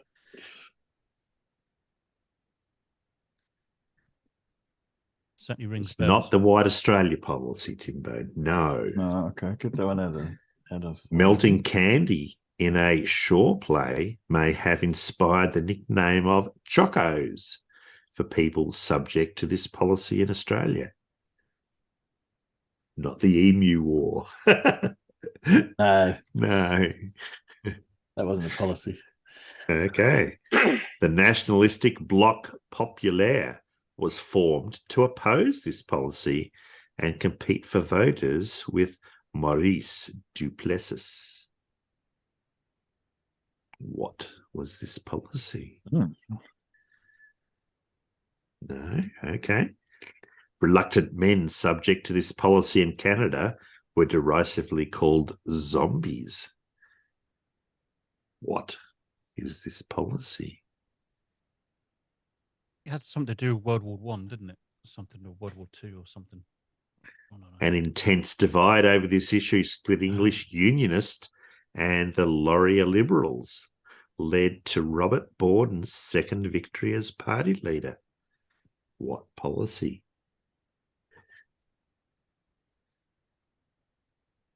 Fierce opposition to this policy in Quebec led to its first namesake crisis in 1917. I think it's that. That's the right one, Matt. Yeah. But you were comprehensively beaten by Dave Cannabis out in the chat, followed by Larry DeMarch, who got it correct. It was conscription. There you go. Yeah. Name this policy that forced reluctant Canadians to travel to Europe during both World Wars. It was conscription. Yeah. all right. There you go. And that was your quiz for today. Well, thank you very much. There you go. Well done. 4 out of 10. That's Only gonna be a took record for me- Only took me Only half the one. clues before I got bloody farming. I got 1 out of 10, so therefore was good. Google helped, and not a lot of those. I've got to say. No, you see, Matt, you're not. Never mind. Yeah, but That's whatever. yeah, but Whatever. yeah, but Yeah, but no, Yeah, but yeah, but no, but. Yeah. One of these days, I'm going to have to do one of these quizzes and see how good my Google foo is. Yeah. Do that.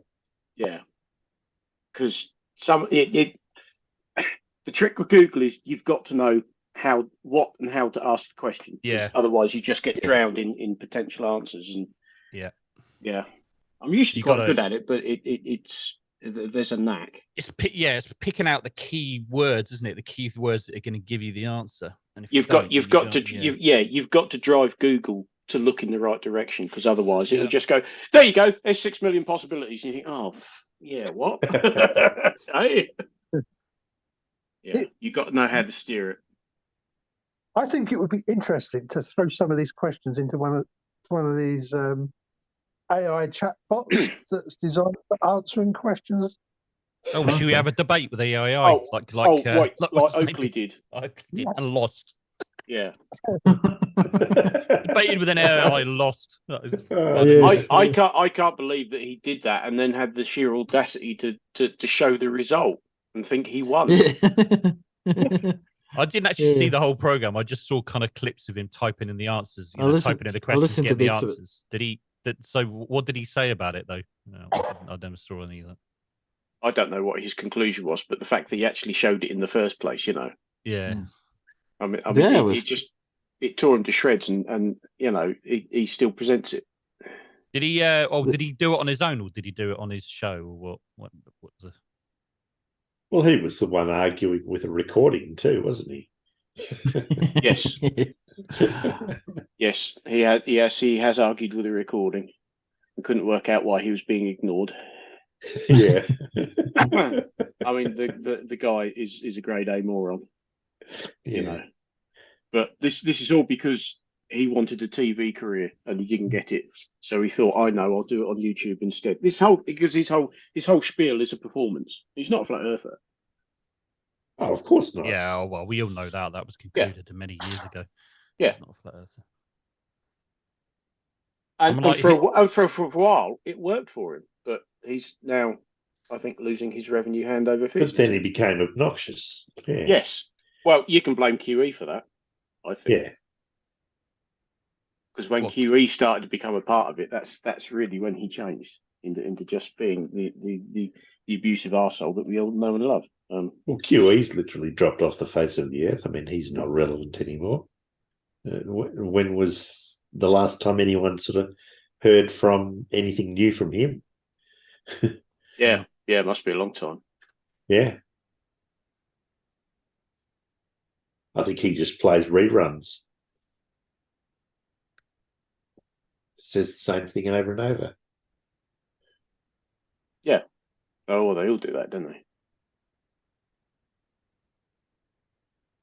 But I think the current lot of flat earthers like Flatsoid are just trying to compete with who can say the dumbest shit ever.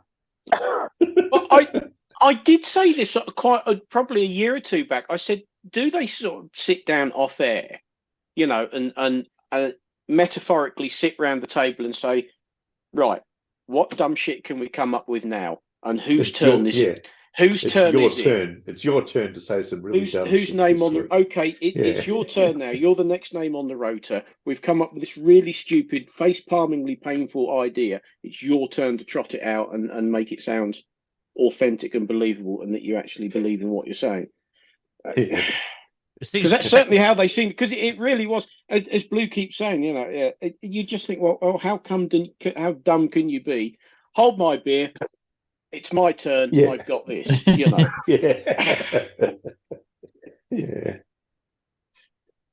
Yeah.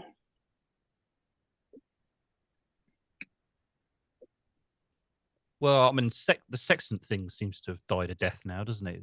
Doesn't seem to be talked about much these days now. What, the 2022, the year of the sextant? Yeah. How well did that go? It's like all they come up. Not very well. Went pretty badly.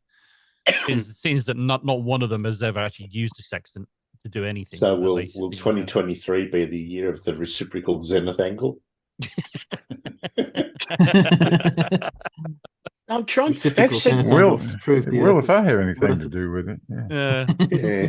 Ev said something the other day that this is going to be the year of, and I can't for the life of me remember what the hell it was.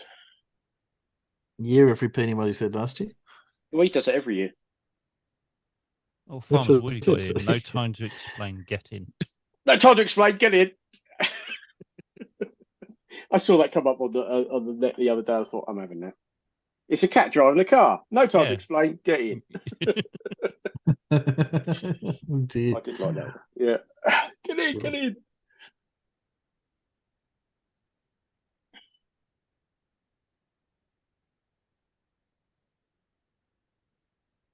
Arwen does YouTube. I don't know. I don't even know if Arwen still does YouTube. I think so. Yeah, I've been seeing him go live there. Oh, he does. Yeah. I pop it every now and again to see what dumb shit he's saying as well, and yeah, it's quite fun. Yeah, I've not watched that. However, I was in the weird position of actually agreeing with Arwen. It's completely unrelated to what we normally talk about, and he was talking about Andrew Tate being a complete bastard, basically. And I could disagree with him. He's right. I agree with him. He's a sociopath and possibly a psychopath as well. And I agreed with him. I agree with Arwen. It's like, wow, I'm agreeing with Arwen. I bet you had to go and have a lie down in the I dark. did. I was like, what's going on? What the hell? I don't think I've ever agreed with Arwen about anything apart from that. Oh yes, he had his stream number 1473 yesterday. The real gematria is non-numerical. Owen Benjamin is physics retarded. There you go. Oh wow. Okay. Well, I can't disagree with that either, to be honest. Bloody hell, what's going on? Jesus, Matt, you'll be combing your hair over your forehead soon. Don't forget to wear your favourite jumper every day for 3 years. Well, I do. Well, maybe that explains why. Dear, Arwen Mark II. Oh dear, am I having a midlife crisis? Perhaps I don't know. Maybe I am. Sounds like it.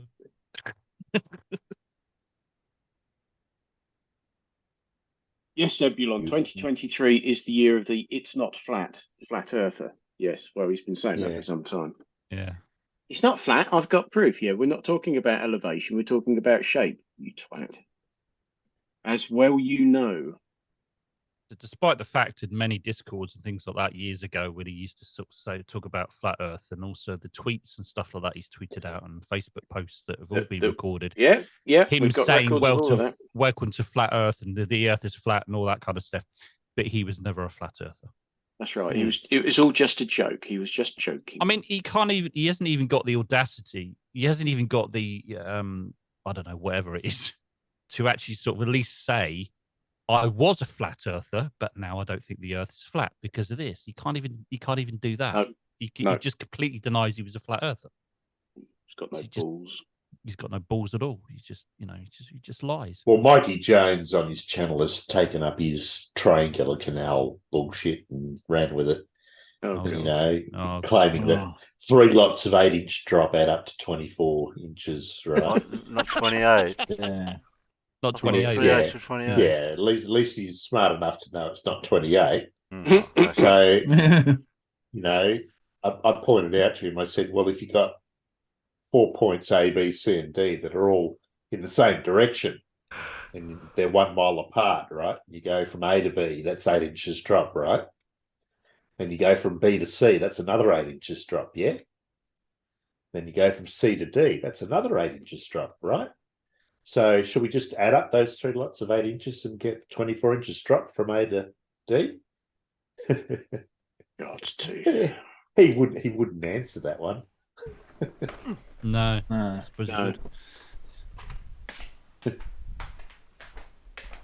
Yeah. I think somebody saw that, Paul, who doesn't actually know you and didn't realise you were being ironic. Really? Yeah. They thought you too bad. No. Because that's what they're trying to say. They're trying to say in the triangular canal, it's 3 lots of 8-inch drop, which adds up to 24 inches, right? But you get back to 0. Wait, it's 0 for the whole length. That's the thing. The canal has no slope. I know. Exactly. So and you can't just add up separate lots of drop to get a total drop like that either. No. How many Morissettes of irony is there? Because I believe that's what irony is now measured in. Morissettes. Yes, that is the unit for irony now. Morissettes. Oh, changing the subject completely, Farmer's Boy. Do you remember I said to you about my SSD drive? I was going to swap it over to my boot drive. Oh yeah. And have it all transferred over and mirrored and all the rest of it. It went fine. It works, and it's now. Oh, thank God for that. I know. So relieved. So much better though. Everything's so much quicker. I'll bet. I know. Yes, I think when I get around to upgrading or changing my PC, I should make sure it's got SSDs in it at least for for the C drive, if nothing else. You want for the system. That's how most people do it nowadays. Yeah, Yeah. you 'Cause they get off have expensive your if you want your for C drive storage. have your C drive that does all the work is on the SSD, and then Yeah, definitely. yeah, and because like I've got two 1 terabyte drives in here, and the other one is just as a store. It's a dumping ground. It's just like everything I want to keep. Yeah. It's all just Well, dumped on there. That's what I'm using my old SSD, my old mechanical hard drive for, is just for just putting shit on, really. That's what I'm using it for. So So what I did on mine is obviously all the system is running off the SSD, but to save the SSD getting chocked up with crap, I moved all the profiles etc. over to the storage drive because they don't need the speed of the SSD to work. And also, so when all this programs install, I don't install them on the SSD. I only install the system on the SSD, and that also speeds it up as well. Yeah. Depending on which program we're talking about. Some programs you need to have, depending how the program's written.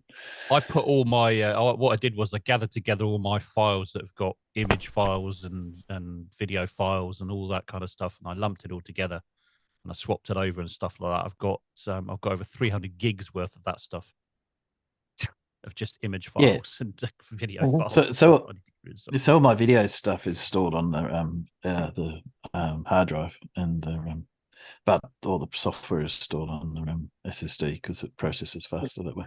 And if you get Crucial's really good because they've got their own software that just mirrors it. Sorry, what's the word I'm looking for? Not mirror. Ghost? No, not ghost. I forgot. It basically copies your entire drive and then moves it all over. And it's got its own software that you can download. Yeah, you download it, install it, and it does it all for you. Yeah, it's really good. So I didn't need to worry. I just left it. I just left it overnight and just let it go on with it. And it came back the next day, turned everything off, unclipped my mechanical hard drive, and booted up fine, no problem, much quicker as well. Matt, you think 800 gigabytes of images and videos is a lot to you? No, it's probably not compared to you. It probably isn't. Yeah, I know. I get it. I've got 4 terabytes of just photographs. Oh yeah. I had a feeling you might say something like that. Yeah. And I've got another couple of terabytes of video. Yeah. No, I'm sure you have. Yeah. So we haven't heard from Terry for a while. Where is he? I'm here. In the kitchen, Terry. I've just been letting you ramble on. That's all right. Just checking you're still alive. No, just letting you ramble. Hey, Terry, if you want a second-hand computer, I've got an old IBM XT. It's got 256K of memory. Wow.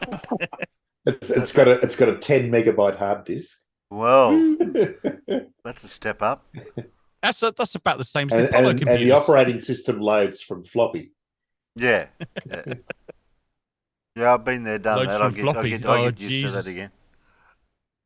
You just have to know how to use DOS. You just have to know how to use DOS 1.1. Christ. 1.1. That takes me back. My first CAD station was an expanded 486. I think we had about 10 meg of usable memory to keep a couple of drawings on whilst you're working on them. Everything had to be stored on floppies. Mm-hmm. My first CAD system was I've got the operating system, the word processing program, and the data files all on the one floppy. Bloody hell. And I bet that's a 5 1/4 inch one as well, isn't it? Oh. 5 1/4 full height floppy disk drive, yeah. Yeah, proper floppy disk. Not those hard plastic things. That single-sided. Well, Paul, your computer is probably about the same memory and processing power as the Apollo computer, give or take. More probably, yeah. So, farmers, I can beat you on that. My first CAD system was a HP 41C. Yeah, you see, I didn't start using my first CAD was release 11. I was late to the party. No, well, that was still with the graphic screen and the text screen, and everything's done in DOS, and you got a tablet, the digitizer thing with a puck, and Christ, pre-DOS. This is pre-DOS, and there's no graphics, so you just had a XY plotter which you dumped the printout to get the you just hoped you did it right. Yeah. because it took 45 minutes to calculate the plot, and then it take another half an hour, 40 minutes to plot it. Well, I'm talking subdivisions, so they're quite big. And you hope you didn't tell it to go from point 1 to point 2 when you meant to say from point 2 to point 6 or something like that. Yeah.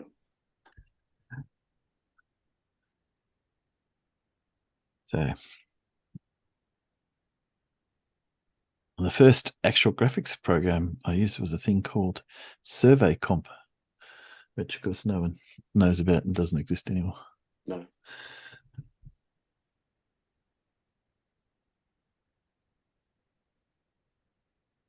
Had to convince the boss to buy AutoCAD.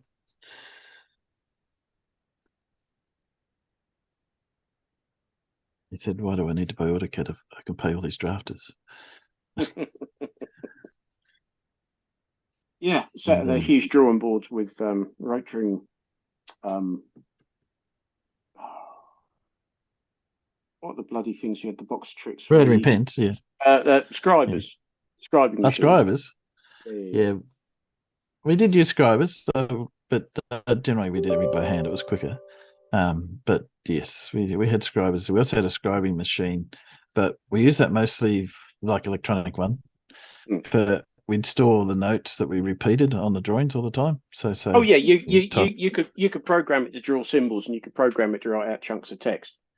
Yeah, that's how I started out. I never had to use I never had to do freehand or stencils or anything. I think our office had three of the rotary scribing machines. They just knackered your pens out really I had quick. to do 3 weeks of practice. I had to do 3 weeks of practice before they let me write on a real plan. Had to prove that you could write neat and properly before. Yes. Yeah, no, I skipped all that and went straight to the rotary scribers. Brilliant bits of kit at the time. Yeah. All right. Yeah. We tended to use the stencils rather than the scribers, but we did have the scribers. I think the scribers did a better job. They're just a bit more fiddly. So the stencils were a bit quicker, but it's much for muchness, really. It is really, yeah. So, Terry, what have we got? We do have a couple of videos lined up. I was hoping to actually share a comment that I found that is just really hilarious, but I screenshotted it on my my phone. Has Matt gone quiet, or is it me? Oh, sorry, I'm not talking to my mic properly. That's why. I keep forgetting I've got. He's just talking to himself. Yeah, he's just rambling on. I basically screenshotted it on my phone, but now I can't seem to find it. I was going to put it into Discord. You can't find your phone. No, I can't find in Discord. No, I can't find the screenshot. Just pull it up in Discord. Share the Discord. Oh, hold on a minute. Yeah, that's what I'm doing. If I could find the bloody thing. I'll find plenty of dirt on Discord. Yeah, well, this comment is just I'd like you to try and explain it to me. I don't think anybody can. It's one of those ones that has absolutely no punctuation and makes no sense whatsoever. Oh, I love that. And it's quite funny. Hang on a minute. I think I'm getting there now. Oh, while you're looking for that, we'll play a video. Yeah, go for it. Yeah. Okay. What do we got?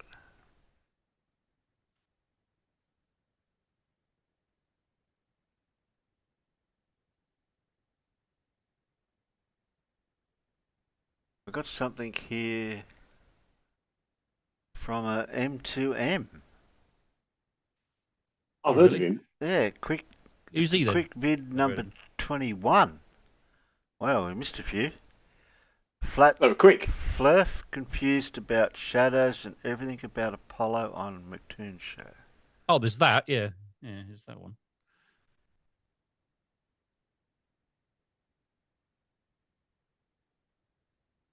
What do you want me to do with it?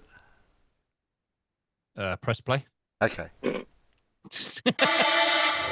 might want to look at your stream. What do you want me to do? Have a look at your stream. Oh, yeah. Have a look at my stream. Yeah. Yeah, Yeah. you might want to do something about that. There you go. Why? What Now press happened? play. It was all big. It was like zoomed in right to the Zoomed in. at the bottom, and Yeah. it looked a bit weird. It's good Yeah. now. So what you could do now is, can you press play to? Yes. My stream looks all right. I don't know what. Yeah, it's talking all right about. now. Yeah, it's right I've got now. no idea what you're talking about. Anyway, Press play. Have you pressed play? wait a minute. I lost the thing. Push play. Push play. Oh, there. Where'd it go? There it is. Push play. Push play. Push play. Push play. What Push play. happened? Push play. It should be Push playing. play. What's Push going on play. here? Timbo, shut up! Jesus Christ!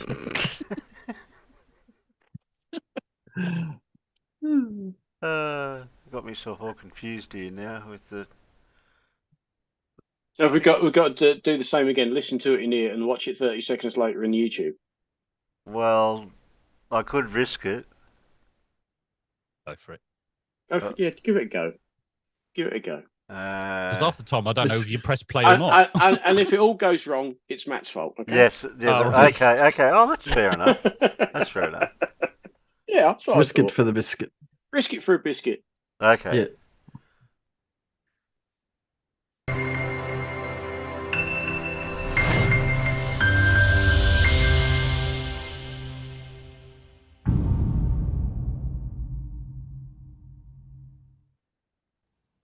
Hi, Matt B here, and welcome to M2M, and welcome to another Quick Vids.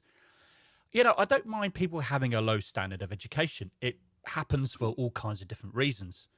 But when you compound that with somebody who has low common sense and debates things that they know nothing about, that's when it gets more of a problem and a little bit more difficult to deal with for me. So let me show you what I mean. I have a whole bookshelf over there. I don't know where it is. Why do you want a Do dictionary? you have an Apollo 11 model? I have a Saturn V rocket right there. Yeah. See, this guy is extraterrestrial. I have a lander here. Look, I was clueless, really. Yeah. a 3D printed lander. Look at this. This is from Neil Warfield. So this is. Did they come back with the lander or it remained? No, so 'Cause- this, so as it sat on the moon, this whole thing sat on the moon, and they climbed down the ladder here, and then this took off. See, there's That a rocket remained. on the bottom.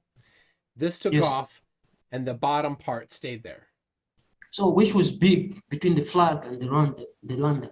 Which The was lander, right? big? What do you mean? Which Yeah. was big? They're in size.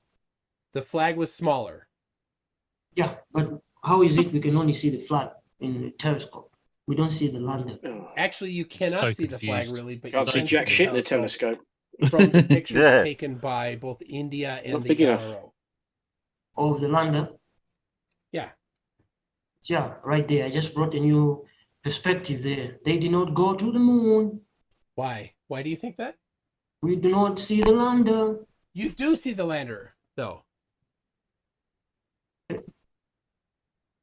Cool. You Question do see number the 3. lander. I don't know why. I'm you're- always interested with that. All right, hold on a Um, second. Hold on a second. Let's see. What's Starship? There's a Starship thing behind you. A starship thing. What? It's a helmet, something. It's the only thing which I Oh, right here? very much. This? Yeah. Yeah, that's from Star Wars. That's the first thing I look at. Okay, here, look at this. Here's the moon landing stuff. And so if we go down here, we've got the LRO took some pictures of it. So here's a couple different ones. But this is cool. India took some pictures, and here's from Apollo 11 and Apollo 12. So let's see here. We got there. You can see the picture of the lander. Look at that. That's Apollo. Where's the lander? The white thing there? That's the lander from Apollo 12. Thing with the What shadow. do you This think? looks like a dog. And, Looks like a dog. and here's the tweet by Andrea Battisti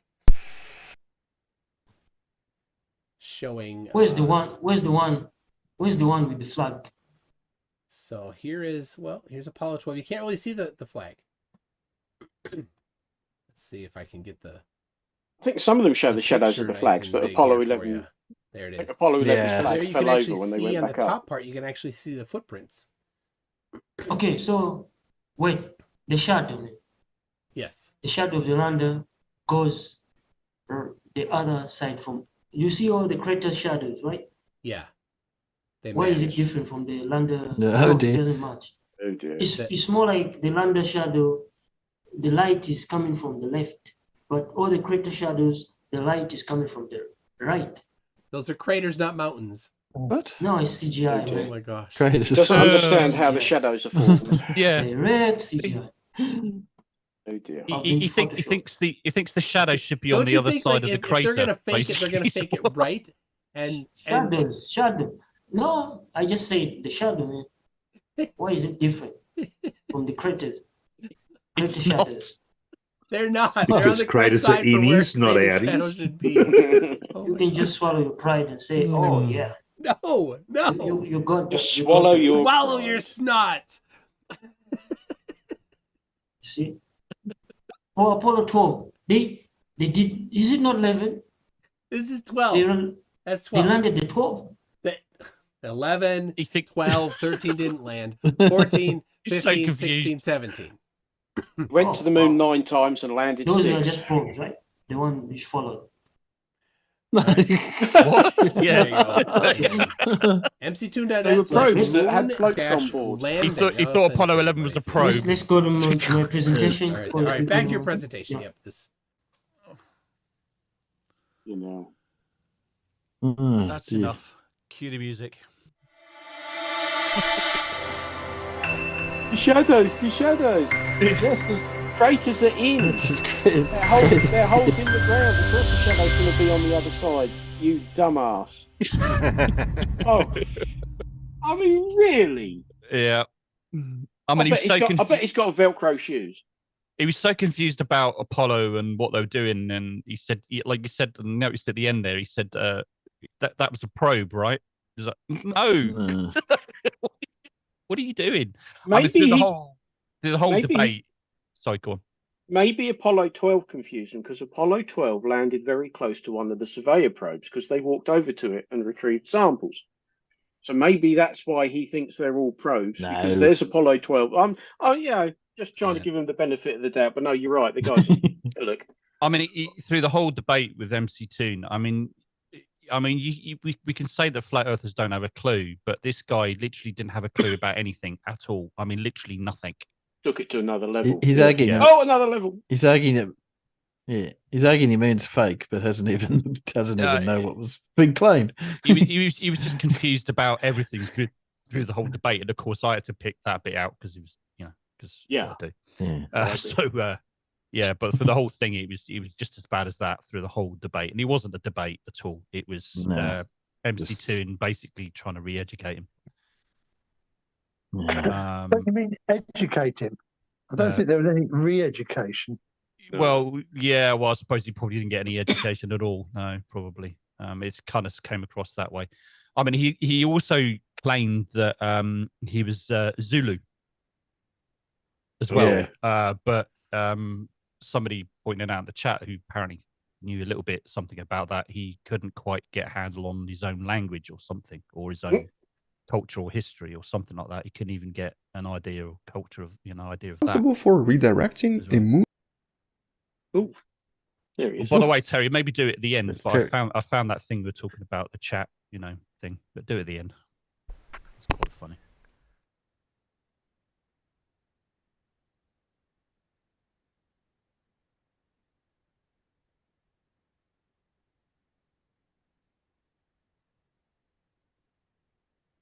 Will it fit? Trying to make it fit. She said. You could always scroll it.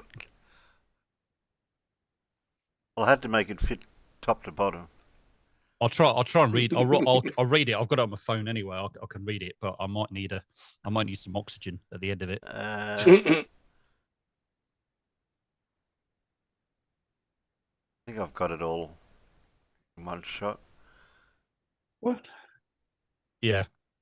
So this guy was he commented on somebody else's video about the moon landings, and he said, "Oh, it's all staged, it's faked, and all the rest of it." So I kept pushing him. So, okay, what's your evidence? What's your evidence? So eventually he answered, and he answered with this. So deep breath. Okay. I mean, it looks very staged, and I could see it being faked. As there are more things that they will say, I believe no more than simple stuff. What from no proof, just belief.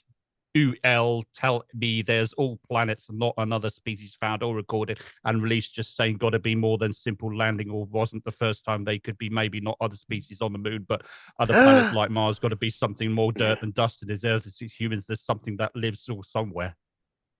Did you breathe while you were reading that? He had to. He I had to. And that's it. And that's the point where Kurt goes, translations bug. Yeah, I mean, besides the fact that there's, I mean, even if you put the punctuation in there, none of it makes any sense at all. I mean, what? Anybody make any sense of that at all? Right. I don't even know what he's talking about. Well, let's have a quick look. I mean, it looks very staged, and I could see it being fake, as of there being more to things than what they say. So they're hiding something. I just believe in more than simple stuff. I've got no idea what the YFM is. Waffam means, yeah. Waffam. Yeah. No proof, just belief. So you're just believing what they tell you. You tell me there's all these planets and not another species found or recorded. Yeah, and released. Just saying, gotta be more than a simple landing, or that wasn't the first time they have been. Right, maybe not. Other species on the moon, but okay, maybe not other species on the moon, but other planets like Mars, got to be something more than dirt and dust, just like Earth has. So he's basically saying, no, there must be life on other planets. Okay, maybe not necessarily the moon, but there must be life on other planets, and how come we haven't found it? Okay, but what has that got to do with the moon landing being faked? Nothing at all. Nothing. I mean, if we look at the planets and what we know about them, there might well have been life on Mars at some point, but there isn't anymore. Life on Venus, yeah, good luck, given that's just about the most inhospitable place in the bloody solar system. Mercury, it's a ball of rock, you know. And then, of course, if you head out the other way, well, there might be life forms of some sort in Jupiter, but they're not going to be ones that we would recognise. If there's anything there at all, there could be, but. Well, it's a gas giant, so maybe one of the moons, like Europa or something, maybe. Yeah, the one that seems to be water covered in water with ice sitting on top of it. Yeah, Europa. Yeah. Yeah. All these other worlds are yours except one. Europa. No, I'm not into that sort of stuff. 2010 Odyssey 2. And obviously that's going to be some sort of a marine creatures of some description. Yeah, I mean, the problem with alien life is it could be so utterly alien, we wouldn't actually recognise it as life in the first place. That's the problem. But, yeah, that's got nothing, all of that's got nothing to do with whether the moon landings are faked or not. Yeah. And so the only thing you can come up with, it looks faked. That's after I kept pressing him for like, what's your evidence? What's your evidence? And they just came out with that illiterate nonsense. Yeah. It looks for it really looks fake, you think? Yeah. Considering when it was all filmed, late 60s, early 70s. But apparently, we listen to scientists and we're brainwashed because we just believe whatever they say. Oh, that's right. Yeah. Yeah. You get that all the time. Though. Oh, the thing is, you see, that sort of illiterate comments is the sort of thing you usually find on Facebook. You don't all very come across that kind of illiterate comment on YouTube.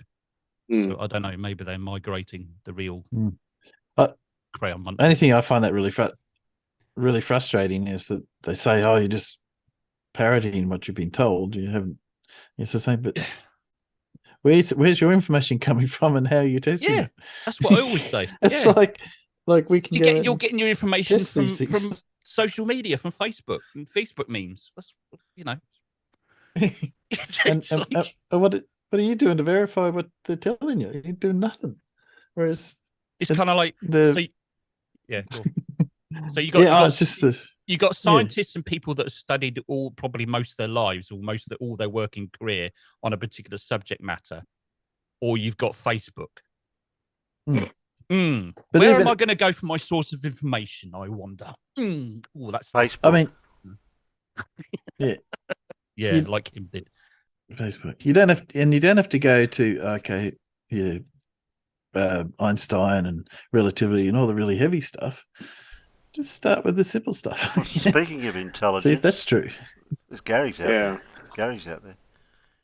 Oh no, that Gary intelligence don't mix. It's not really a good. When are you ever going to come on, Gary? You always chicken out. No, just plops that in and heads off, doesn't he? Yeah. He's either at work or he's asleep, or one of the two, or both. That's at the okay. Same time. Well, he's asleep, is he? Probably. He just says the same stuff anyway, no matter what. Yeah. What question you ask back at him? I always trump in with it's a year of the sphere, so you can't change that, Gary. I'd say it's a year because it's a sphere. It goes in a circle. Yeah. I've been talking about a year. I've been waiting for a year of a video he promised to do. He still hasn't done it. Well, probably hasn't been quite a year, but it's come on that way. He still hasn't zoomed in on a ship and waited for it to go over the horizon yet either. Still doesn't show me an airplane disappearing bottom up. Above the horizon. He hasn't come up with that one. He says he's seen it happen. He says he's seen it happen, and he said he's going to do a video, but he hasn't done it. About 9 months. About 9 to 10 months now. I just can't get the distances he says in his script. Yeah. What are you doing? His effects cows, happen. Gary? Are you abusing cows again, Gary? Oh, is it? Does he mean by the cows like these are close, those are far away? Yeah. I lost my thing for that. I'll have to get a new one. Same place. Just type it into YouTube. Type it into Google or I've got so many things I've got to find to put back in me images. Anyway, I heard a bit of Anton's a minute ago. No, Anton's after this one. Oh, okay. What have you got now? Oh, okay. Do this one. I got a video from some channel called Blue Marble Science. Who? Okay. Is that the one where you can, the Blue Marble Scientist, where you can get a certificate? That's the one. Oh, if you pay enough money, yeah. if you pay $200 to Patreon,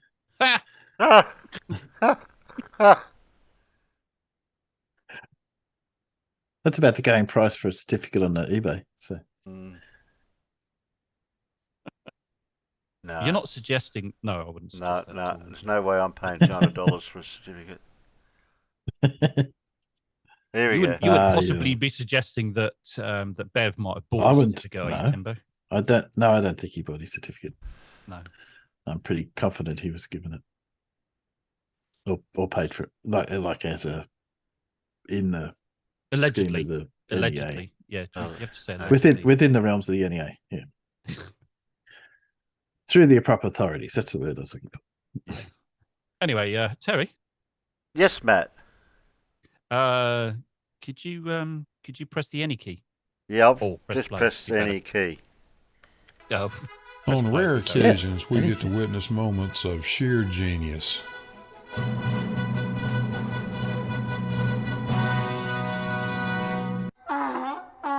This is not one of those moments. I feel disappointed. Warning, severe facial and monitor damage alert is in effect. Get out those oven mitts. Push the monitors back out of punching range. And let's light this dumpster fire and have some fun. Why aren't we thrown off the Earth? I know why we aren't thrown off the Earth. Because it's not moving. Ha! What the hell? Don't worry, that was just the Earth moving. I think there's a big storm apart on the way here or something. Down to centrifugal force, which is the outward force exerted on an object as it's spinning around, like a giant human centrifuge. Yeah, and then you get centripetal force as well, which is pulling you down.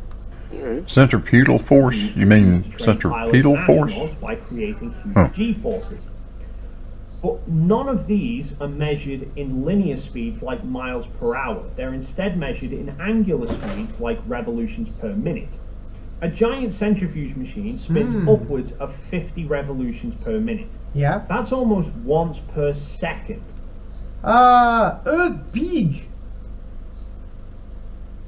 That's their argument, guys. Earth big, so you don't know. So it ignores the rim velocity. The rum velocity? You know, if a quarter of that stuff doesn't convince you the Earth is spinning, I don't know whatever will. Well, dimensions of gear Earth. I don't think it's big.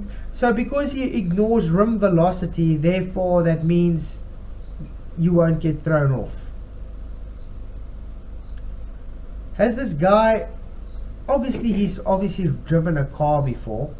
What happens when you change the size of let's say, trying to think of the word now. Some confusion seems to be setting in here. Trying to think of argument.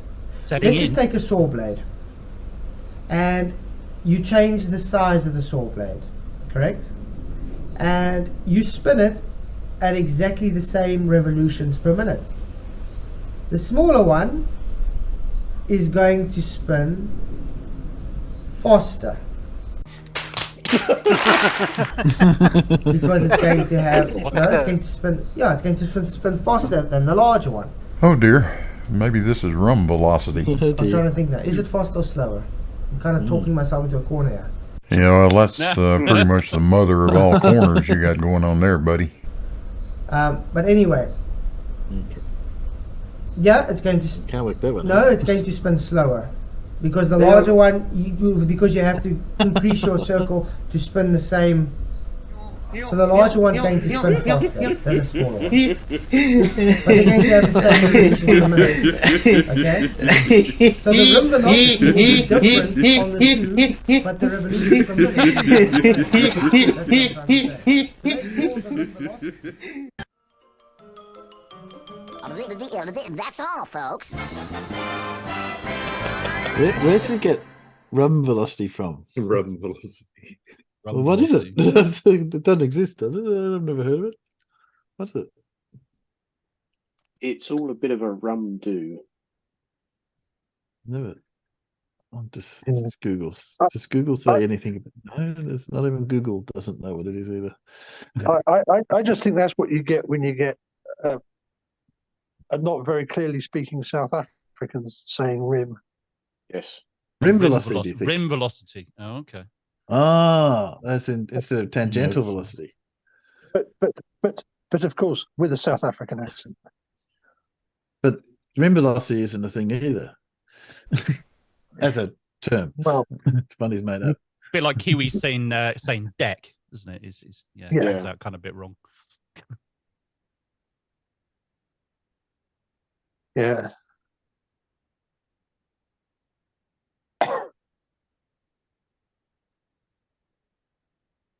Yes. I'll have to use. I'll I'll have to use smaller cutting discs on my grinder now because they'll go faster too. Yeah. Small. No. They'll either go faster or slower depending on which one it is. If you listen to what he just said, because he was back and forth. So yeah, the guy that he was featuring on his video is actually a guy called Dave. Oh bloody hell, what's his name? Dave McGarry or something like that. I'm gonna have to look him up, see if I can find him. Subscribe to him. He's a photographer, and he did a really, really good. Alan, I like him. He did a really good debunk of Gary Fong when he tried to debunk the Apollo cameras. Hasselblad cameras. He's called Dave McKeegan. Dave McKeegan, that's it. Yes, I'm already subscribed to him. He's very good. He traditionally didn't really touch flat Earth, but he's gone into it now. He's gone into it now, and getting lots of reactions from the flat earthers. So it's just driving him to do more and more of it, I think. Yeah, exactly. Why didn't you get Carl to translate that whole video for us? That's Thread Maiden. He has an accent. Dave McKeegan, that's it. Thank you. Carl, then. I think it was name. You in, Carl? Yeah, Carl Thanks, could have Carl, translated all that. So that was rim velocity, Carl. Was that what he's saying? Rim. Mm. Rim shot. Oh no, that's Yeah. something else. Well, I wouldn't have thought the South African accent would have ended up with rum. Yeah. Rum. Well, rem sounds, Rim should have gotten even more meme type, you know. I mean, apart from the ridiculousness of even if he said it all correctly, the ridiculousness of, because, different diameters are going to have different tangential velocities. It's sort of like, yeah, but we're not saying the Earth is changing diameter. No. Oh, So Carl what's it got just to do with it? Carl just translated what he meant. Yes. Me dumb. Yeah. Yes. Yeah. That's pretty much what we got from it. Yeah. Yeah, thanks, Carl.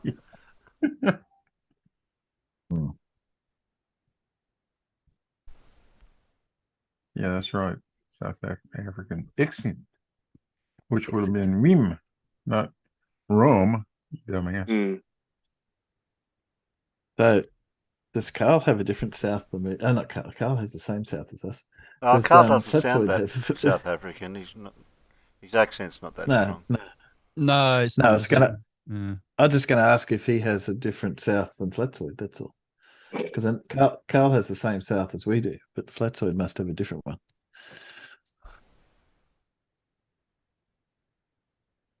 I know it's just that you get some people that just got stronger accents than others. I suppose it's like anywhere, depending on where you live. I think half the problem with people like Flatzoid as well is they've misheard something to begin with.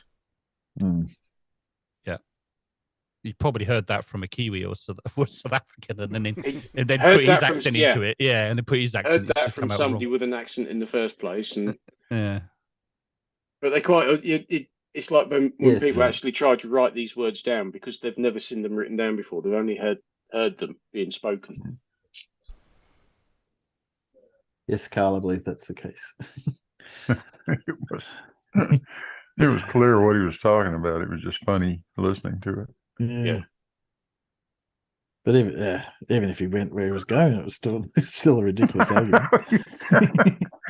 Still got that massive confusion over the small disc going faster than the big one. Yeah. That was Yeah, I like amazing. that one. Yeah. Because the outside was bigger, so therefore it must be going slower. Yeah. Yeah, I'll put Dave McKeegan's channel out in the chat. It's worth a look. Definitely worth a look. I'll have a look. Subscribe. That's Very good. good. The gift So- that won't Not a stop heavy. giving. So Flatzoid's logic is if you have a really big clock, time will go faster. Oh, is that the trick? Never thought of that. Is that the I secret think to it time travel? And if you only got a watch, time is really slow. Or is it the other way Shit, around? mine's Or is it the other way mine's a around? digital watch. How does that work? I just wish he'd pull up the central fugal. Centripetal. Yeah, Centripetal. Centripetal. Central. Centripetal. That was funny. I just had it in my head what he was saying. I can't spell the word. Centripetal. Was he? Is he trying to get mixed up between centripetal and centrifugal? Or he's like trying to cross the two between the two. Yeah, you combine the two together. Yeah. Yes, I did say. I said clock, Colin. It's the speed at which centipedes travel around the Earth.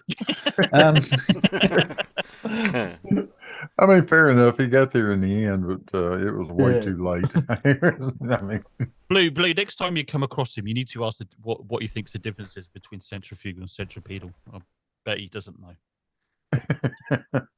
Yes. Bet he doesn't know. But he can easily do the calculation to work out what the force is. You know?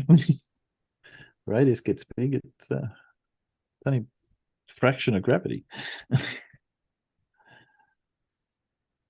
Hey, well. Dave, is that Dave McGeegan? Is that the person who was? I don't know. Yeah. That's what I was reviewing. Yeah. Yeah. He's very good. The first video I saw when he did, he basically debunked because a guy called Gary Fong, who's also supposed to be a photographer, apparently tried to debunk. Sorry, go ahead, Alan. Gary got very famous for selling completely and utterly crap accessories to stick on your flash gun. Oh, really? Yeah. Yeah. Oh, well, that's how he came about, did he? And he's allegedly a wedding photographer. Yeah, and he tried, didn't he? He tried to debunk the Hasselblad cameras, and basically saying that they're impossible to work in the vacuum of space. Blah blah blah. Because he held one once. Well, yeah, something like that. And then Gary, then Dave McKean come along and just completely destroyed this whole narrative. It's just like completely wrong. Fong actually came out with all of SE Montreal's points. Yeah, I was just going to say. Yeah, he SE did actually, didn't he? Yeah. Yes. Which we had convincingly debunked several years ago. Yeah. Yeah.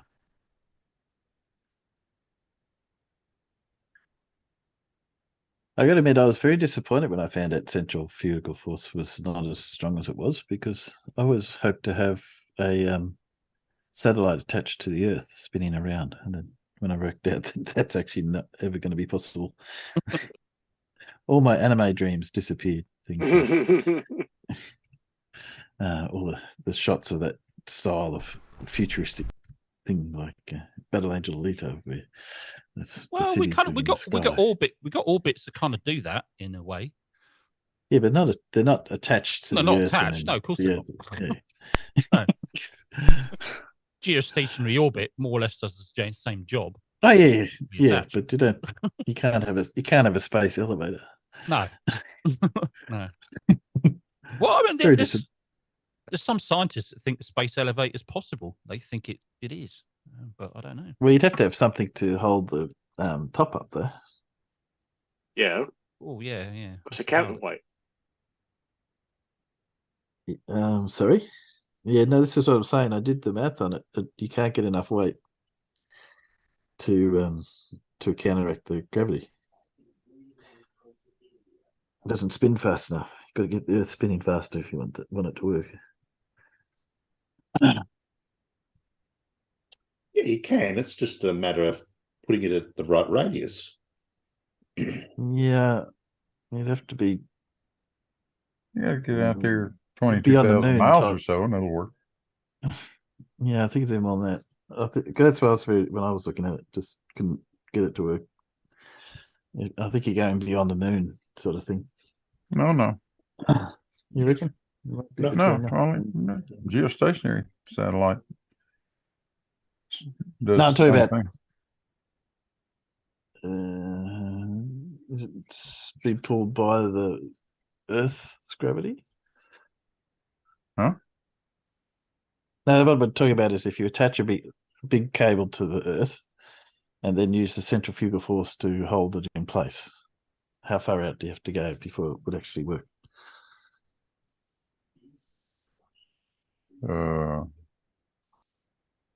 That's when I looked at it. It was impossible. Well, practically impossible. But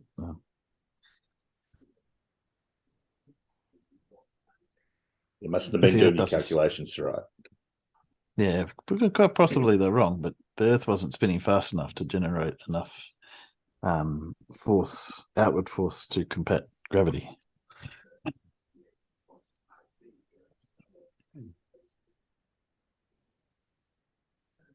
Anyway, I suppose there's got to be a point at which it does work, but I'll have to. Well, yeah, gravity and centrifugal force exactly balance each other at the orbital altitude of a geostationary satellite. Okay, I'll have to look at what that is. Yeah, about 22,000 miles, I think. 2,000 miles. That's a lot of cable. Oh yeah. But if you get something out there, you don't need a cable. I mean, Yeah, no. It was it's the space elevator concept.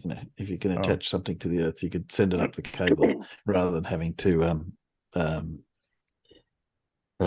send rockets. It's a fantasy thing that's often used in science fiction. So.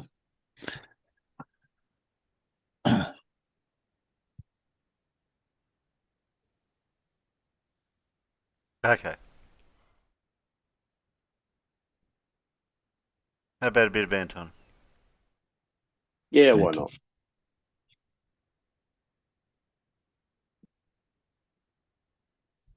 We'll risk sharing it to you guys again. Yep. Yeah, risk it. Let's see what happens.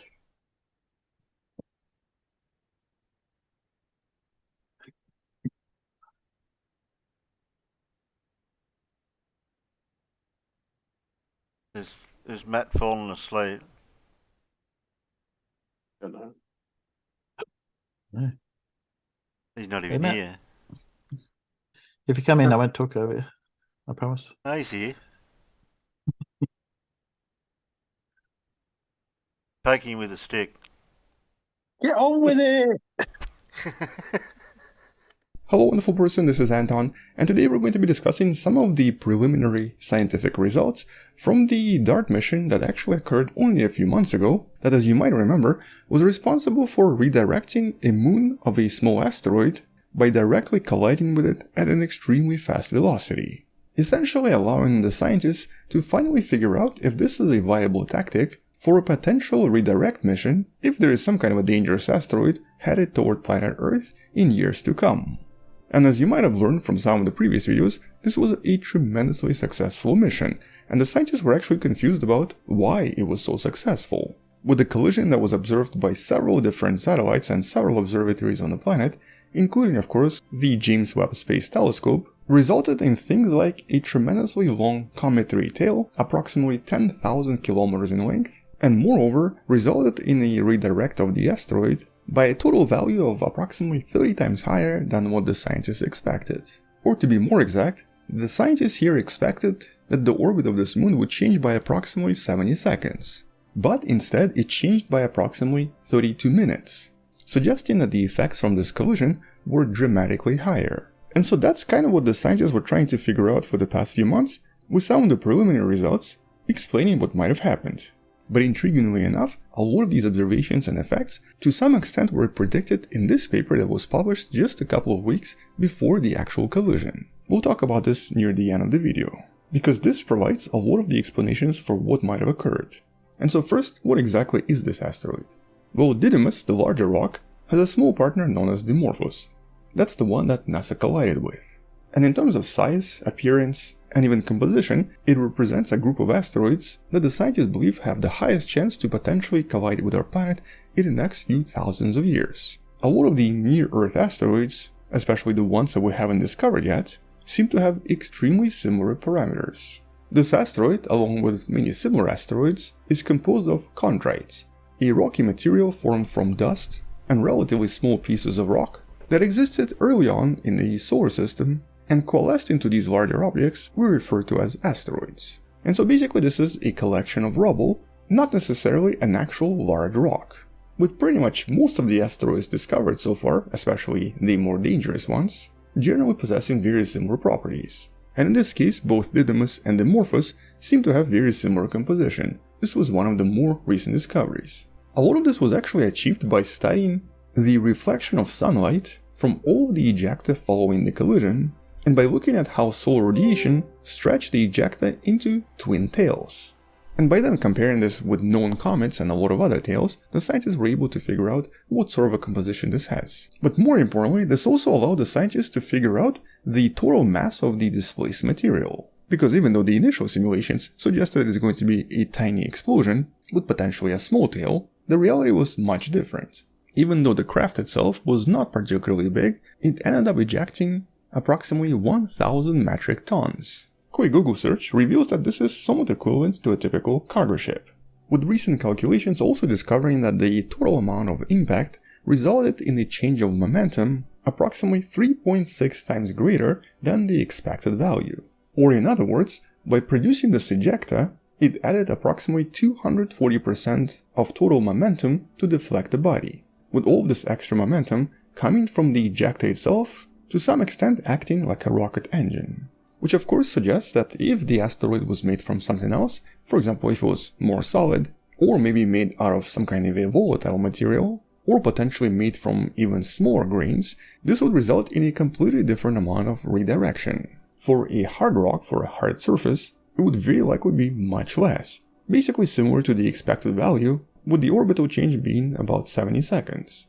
And so this insane amount of ejecta that was generated as a result of the collision turn this asteroid into a kind of a less efficient rocket just for a little bit, with the resulting crater that was generated by the collision sort of acting like a rocket nozzle, with all of this contributing the majority of the effect. In other words, most of the redirection really happened because of the ejecta, not because of the collision. And that's pretty much exactly what the scientists were able to kind of identify in the study that you can find in the description. In this case, this was a really intriguing study, because it involved a miniaturized version of all of this right here on planet Earth. And so here they actually constructed a kind of a replica of a chondrite asteroid, and then collided an object moving at approximately 5 km per second with the asteroid replica, in the process discovering how a lot of the debris here creates extra momentum by essentially redistributing some of the mass and expelling it in a certain direction, with pretty much nothing left at the end. Here's actually what the resulting debris sort of looked like following this collision. But what's intriguing about this study is that their model was able to predict that the resulting collision would create approximately 3.4 times more momentum because of the resulting ejecta. And since the observations revealed that it was about 3.6 times higher, the actual prediction is extremely close. It's probably a little bit off because in this case this object was moving a little bit slower. And having someone's theory pretty much agree with the actual observations provides an almost definitive explanation for what happened here. And more importantly, provides more evidence that this is an extremely efficient technique at redirecting various types of asteroids, even by using smaller objects. In case you were wondering how they were able to shoot something so fast at this particular object, they used this right here, a large 2-stage light gas gun facility that literally resembles a massive gun that can shoot out things at several kilometers per second. You can learn more about this in one of the files in the description below. And so the results from the observations and the experiment definitively suggest that if you have something that's moving really fast and then collides with the typical asteroid, it will result in the asteroid briefly turning into a miniature rocket, with the collision speed and also the composition of the asteroid very likely playing the most important role, but also probably the shape of the craft itself, with the overall cross-section most likely playing a role as well. Depending on the final shape of the crater that it generates, it will produce different amounts of total propulsion. But more intriguingly, even though the initial change in velocity and the orbit was relatively small, over time this will add up to a dramatic change in orbit as these rocks orbit around one another. And so even now, continuous observations of these two asteroids are really important in figuring out what effects this has long term. Here's actually one of the ways the scientists usually measure the orbit of the smaller asteroid around a larger one. They essentially look at these changes in brightness over time. And so one of the suggestions from some of the recent studies is actually in regards to the change of shape and also possibly change of the rotation speed of one or even both of these asteroids. It's actually quite likely that the resulting collision will have actually changed the distribution of mass around the smaller asteroid, and as a result will affect the larger asteroid as well, especially as some of the debris might actually come back and fall back on the surface of both asteroids. And this change of mass distribution might also overall change the shape of both or at least one of the asteroids. In this case, reshaping either body is actually going to change their mutual gravitational field, which over time will dramatically change their orbit around the Sun as well. Now this will take many years, but this is why it's going to be important to do a follow-up in order to see what actually happens here in 5, 10 or even 20 years. Now European Space Agency is developing Hera, a spacecraft that's going to be doing a kind of a follow-up in 2026, but this is of course just the first step. Because the larger asteroid, Didymos, is actually rotating really fast, almost at the break velocity. Basically, if it was spinning a little bit faster, it would kind of fall apart. The reshaping-induced orbital changes could, in theory, send this asteroid pair in a somewhat different orbit within the next few decades. Now, it's not going to be more dangerous in any way, but because this is an important experiment, it's also important to understand all sorts of long-term effects this might have on various types of asteroids, depending on various properties. Nevertheless, the mission has so far been a tremendous success, and definitely provides us with at least one method we can use to potentially redirect a dangerous asteroid that might one day hypothetically collide with planet Earth. But if you want to learn more about these hazardous asteroids and which ones are the most dangerous right now, check out one of the previous videos in the description. On that note, thank you for watching. We'll definitely come back and talk more about this once there are more discoveries, so make sure to subscribe if you'd like to learn more. Check out some of the previous videos in the description, share this with someone who loves learning about space and sciences, and maybe support the channel on Patreon by joining channel membership or by buying the Wonderful Person t-shirt you can find in the description. Stay wonderful, I'll see you tomorrow, and as always, bye bye. Bye-bye. Bye-bye. So that's what we're going to do now, is just send a heap of satellites to asteroids. Yeah, there's over the next few years, there's actually going to be quite a few different launches with different asteroids and studying them and stuff like that. Anton mentioned one there was Hera, which is going to have a close look at Dimorphos, have a look at the crater and have a look more closely at the asteroid itself and see what it's made up of and all that kind of stuff. That should be interesting. But yeah, there's loads of asteroid studies going to be going on in the next few years. Lots of launches and things like that.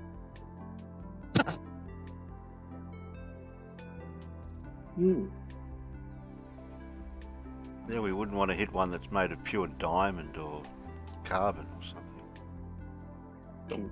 Well, there's lots that are made of iron, apparently. So that'd be interesting how they would handle that, because obviously, yeah, much more dense.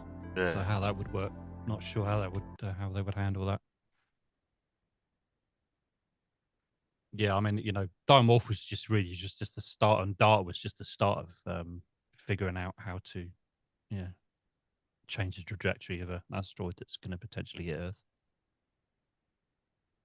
So yeah, it's a long way to go yet, a long, long way. So many different types and so many different asteroids, and made of so many different types of materials and different masses and different densities, and yeah. No, we're not going to land a couple of shuttles on them and drill down and set off put a nuclear bomb in it. Yeah. I don't think that's going to happen anytime soon.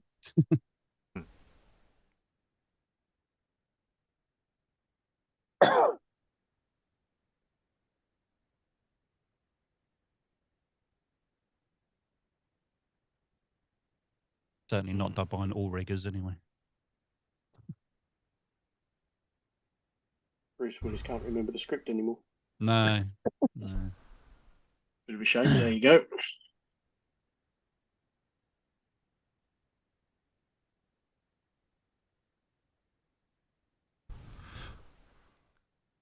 I'll finish off with Simon. The usual. What's he got? Flat Earther tries to take the sun's temperature. Oh, this is okay. We were talking about that earlier. Yeah, brilliant. This is so funny. Okay. I remember. When he did that, when Mikey did that video, I mean, that was a good year or so ago, I think, wasn't it? At least, maybe not as long. I'm not sure. Quite a long time ago. Then. Yeah. Because he complained. He was filming the moon, wasn't he? And he kept complaining it was moving. Yeah. Kept losing the moon. Yeah. He's very special. He lost, didn't he? He's the same one that lost the plot on McToon's debate, didn't he? Because somebody was a bit rude about him, and then got That's the wrong one. person. Yeah, that's the one. And rage quit. Yeah. Anyway, Terry. Yes, Matt. Want to press play? Okay. Now, he's one of my favourites because he seems harmless and he comes up with the wackiest experiments, and they're so bad that they're funny. Like this time that he tried to shine a laser on the moon because he thought the moon was really close. I have my 3000 watt laser. This is what I've been holding back from everybody. I keep telling everybody about this experiment, so that's what it looks like. It's kind of, like I said, it's kind of weird. Like, I'm pointing it literally at the moon, at least from what I could tell, and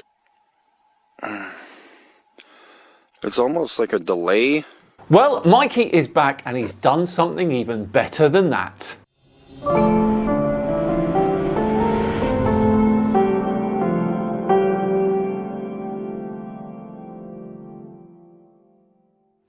Hello all and welcome along to another episode of Flat Earth Friday with me, Simon Dan. Thank you very much for joining me. Before we begin today, a huge thank you to the sponsors of this video today, Omaze. I'm again really excited to work with Omaze to offer you the chance to win a custom Tesla Model X Apex. And to support a great cause, the Peterson Automotive Museum. All you need to do is go to omaze.com/Simon to enter for your chance to win. Now, what I love about Omaze is they give people the chance to dream big and win once-in-a-lifetime prizes, all whilst helping non-profits make the world a better place. This sustainable approach means that non-profits can spend less time and money raising funds and instead focus on serving the needs of their communities. To date, Omaze has raised over $150 million for charity. Quite amazing. You can help support the Peterson Automotive Museum, which is a non-profit which explores and presents the history of the automobile and its impact on global life and culture. And donations can help increase the museum's education program both on-site and online. Just go to omaze.com/Simon to enter now. And of course, all donations go towards the amazing work of the Peterson Automotive Museum. Right, back to today's video, which as I stated before is from flat earther Mikey Smith. Before we begin, and just to get an idea of the caliber of the man, here is a short that Mikey released about yours truly. Hi, my name is Simon Dan. I read from a teleprompter, from a script. I got you guys. I'm lying to you guys every damn day. I am paid to lie to you guys because the earth is flat, man. And I said so because my name is Simon Dan. The earth is flat and I'm out there lying to your faces. I have no idea why. Probably because I'm getting paid hundreds of thousands of dollars to do this. Yippee-ki-yay! As you can see, he's a big fan. Right, onto the video in question today, which sees Mikey out on a dirt road with a laser thermometer in hand. I mean, what could go wrong? Alright guys, we got the infrared temperature gun dealy thing here. So a lot of people are trying to measure the moon's temperature, but I'm going to go the opposite way because that's what I do. I do my own experiments. Yes, you do, Mikey, and they've worked so well in the past, haven't they? Everything is A-OK. So this laser is an 18-mile visibility range of, like the visible range of 18 miles that you can visibly see the laser, and it is going to the moon. So the moon's what, so 18 here we are. miles? I'm just gonna try to do this by pointing it at the sun. Just give me a second here. I'm gonna set up the tripod or the mono stick here, or selfie stick. This isn't a very old video. I'll show you if I can get the temperature. I'll show you the temperature when I'm done getting it. Yeah, I remember this one. Yeah. Yeah. Almost 200 degrees, so we got 124. Oh, it's such a dumbass. Yeah.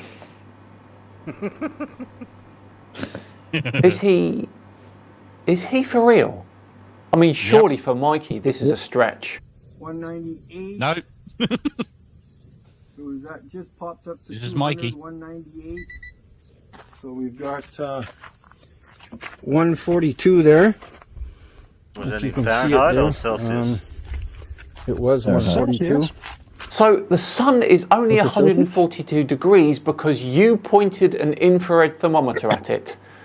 Amazing. Here's a general rule for infrared thermometers. To get the absolute most accurate result, your target needs to be between 5 and 15 centimeters away, not 150 million kilometers. When you hold that thermometer that far away from the sun, it's covering a huge area. So it's picking up hardly any of the sun and most of the sky around it. Additionally, the maximum range for cheap infrared thermometers like these is around 800 degrees C. The surface of the sun is of course about 5,500 degrees C. But carry on, Mikey, wow us all. So okay, now we're going to take this gun and we're going to just come off the sun just a little bit.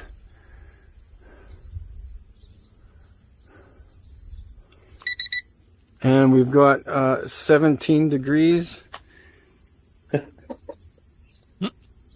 Okay, now we're going to come off the sun at, now we're going to get -4.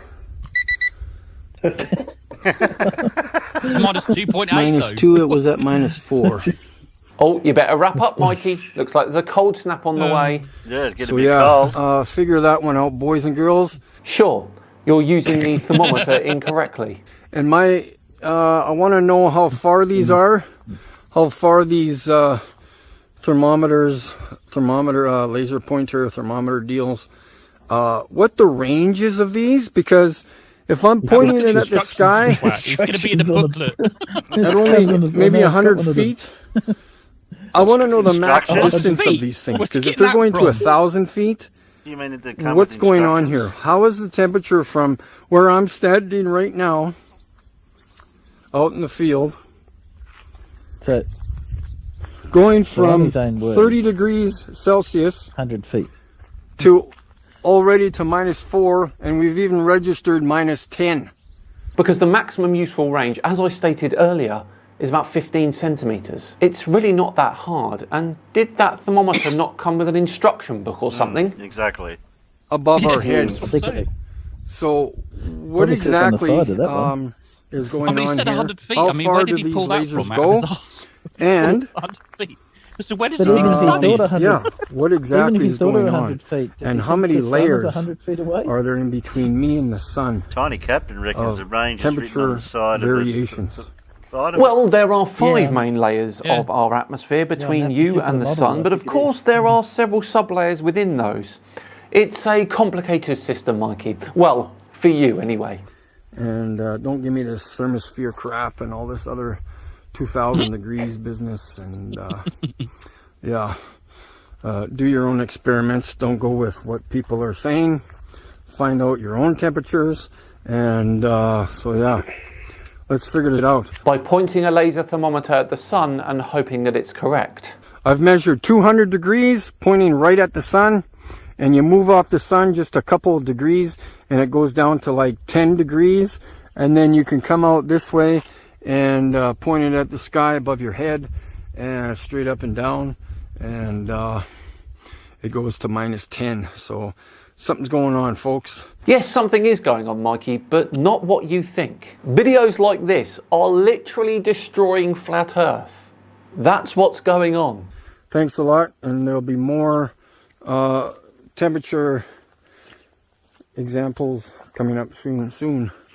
Temperature experiments and stuff like that. Have a great day.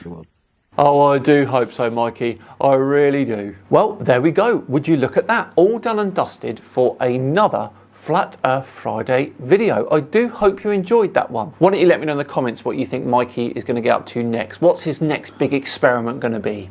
And we'll see if we can take a look at that as well. But for now, we are all done and dusted, like I said, for another Flat Earth Friday. Thanks so much for watching. If you enjoyed it, please do consider hitting that subscribe button.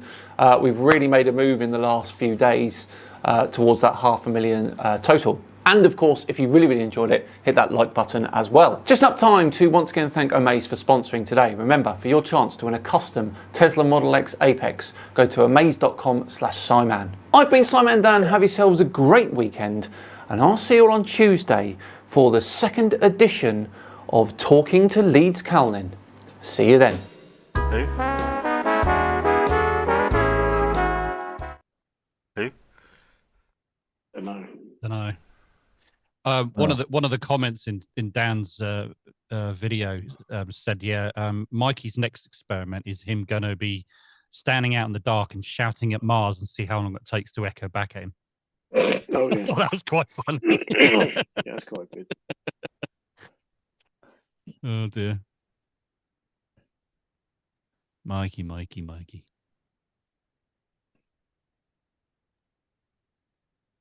Yeah.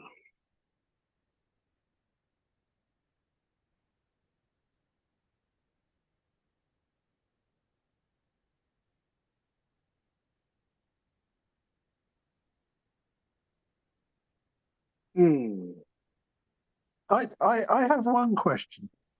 At the start of that video, when he was waving around the laser, did he say it was 3,000 watts?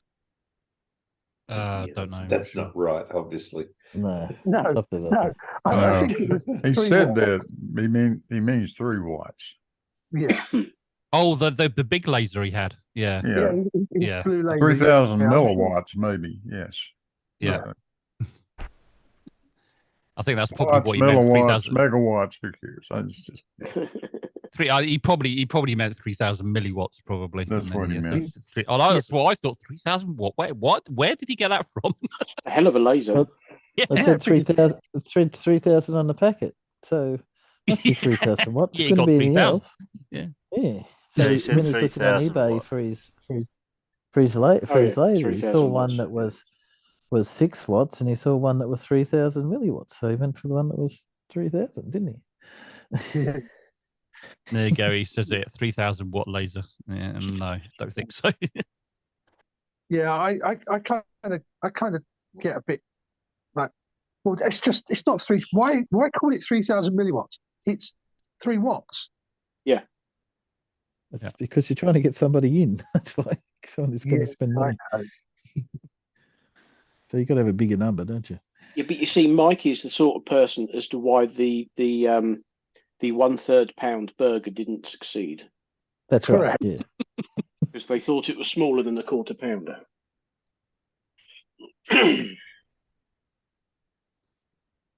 Yes. And it wasn't McDonald's. Just Well, whatever it was, but yeah, it didn't. It was one of the other brands, but yeah, the myth was it was McDonald's, but it was actually one of the other brands. But yeah, it didn't succeed because all the idiots thought it was smaller than the Really? Quarter Pounder. Yeah, Is that is that a true story? Is it really? Yeah, they tried to introduce a 1/3 pound burger instead of a 1/4 pound burger, and people weren't buying it. And I think they did ask them, why aren't you buying it? Worse. Yeah. Well, it's smaller, obviously. Yeah, it's a competitor. I believe it was a competitor. Well, there has been several stories, but the one I followed up on showed it was a competitor of McDonald's. I'm not sure they exist anymore, and they brought out the 1/3 as a competition against the 1/4 pounder, saying it was, obviously 1/3 is bigger than a 1/4 pounder, but most people didn't think it was. Yeah, they'll quite happily buy a ½ pound burger, knowing that it's 2 1/4 pounders put together. Yeah. Yeah. Unfortunately, the great unwashed out there are dumb. Yeah.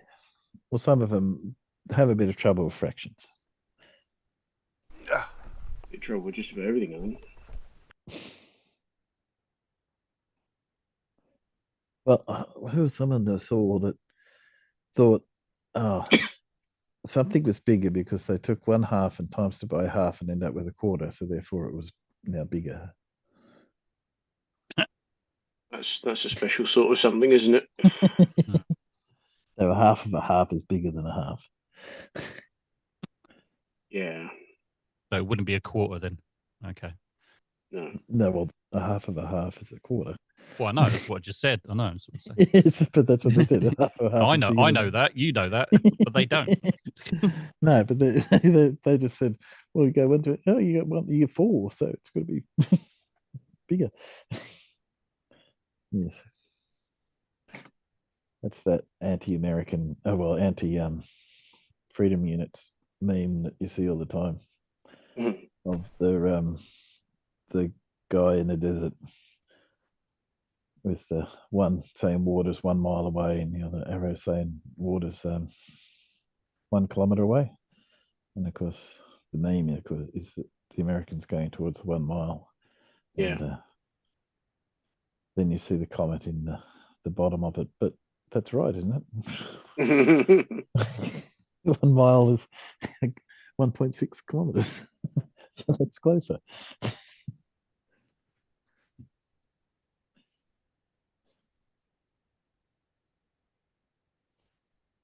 Oh. And Druss is over in the Discord. Happy New Year, peoples.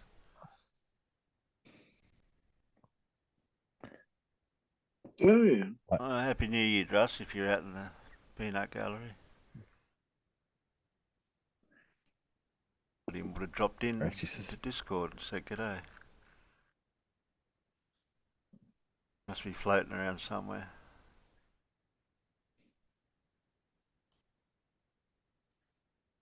A double 1/4 pounder, yes. I don't know what's his name now in Discord. He doesn't. Depends which Discord you're in, I think.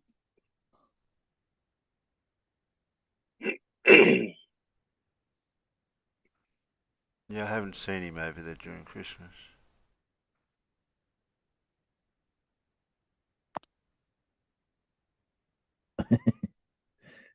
Just reading nerd Well, I alerts. call this a good stream. We didn't fall over. crash. No, did fall over. You shared it as well. It all worked. Yeah, done a little bit of sharing. Yeah. There might pop out participants or meeting chat windows when I'm sharing, and I've got minimized for Zoom. Sometimes one of the windows goes blank to the participants, and I don't know if that's a clue to. Oh, I'm starting to I'm really getting quite convinced you need to upgrade your memory. Either upgrade it or it's not working properly. Renew it. Yeah. Yeah. I think maybe if you got some new RAM sticks, some bigger RAM sticks, more RAM. Well, that's going to go in the new computer anyway. So. Oh, well, you're not going to. No, not this computer. No, it's not worth it. Okay. All right. Okay. Not worth it. Fair enough. Fair enough. This will go to the missus. This computer, the leftover pieces, bits and bits. Have you got any bits for your new computer yet? Pardon? Have you got any bits for your new computer yet? Just the video card. Oh, just the video card. That's all I've got. You choose a motherboard. No, nothing like that yet. No tower, no motherboard, no CPU. Yeah, that's the next thing you need to choose. Choose your motherboard. Oh, well, that's how it'll get built. I'll pick the tower, get the right motherboard, CPU. I've got the quotes roughly. What's the going price these days for? If I'm going to go for an i7, I might as well go for an where is it? Depends what generation as well. Yes,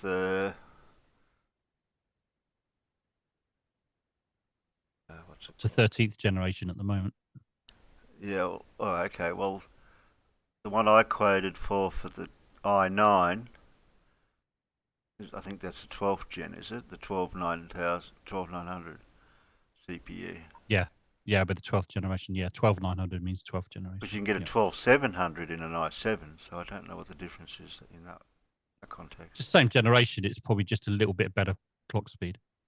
Well, there's only a couple of $100 difference to go from an i7 12700 to an i9 12900. All right, yeah. Mm-hmm. There's no difference. I'm not sure of the motherboard though, but I prefer either an MSI or a Gigabyte motherboard. Oh, so you're going up from an i7. Did you say from an i7 to an i9? Did you say?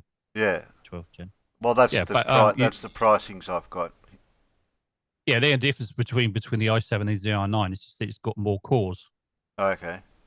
More central cores. And it's only $200 difference, so I might as well get the i9. Yeah, might as well. So might as well go for that one. Yeah. Oh. I'll say me goodbyes out there. How long have we been going for? Just over 3 hours. Did you start a bit earlier today? Yeah. Well, we sort of started early-ish, but we didn't start late. That's for sure.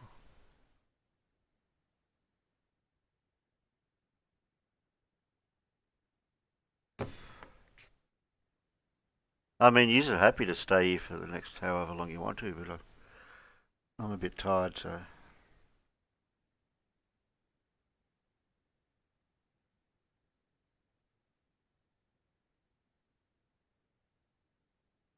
You still on your phone, Alan, are you? I am still on my phone, yes. Yeah, I gathered that. Is there something wrong with your computer or the internet for your computer, you're saying? The landline. Oh. And getting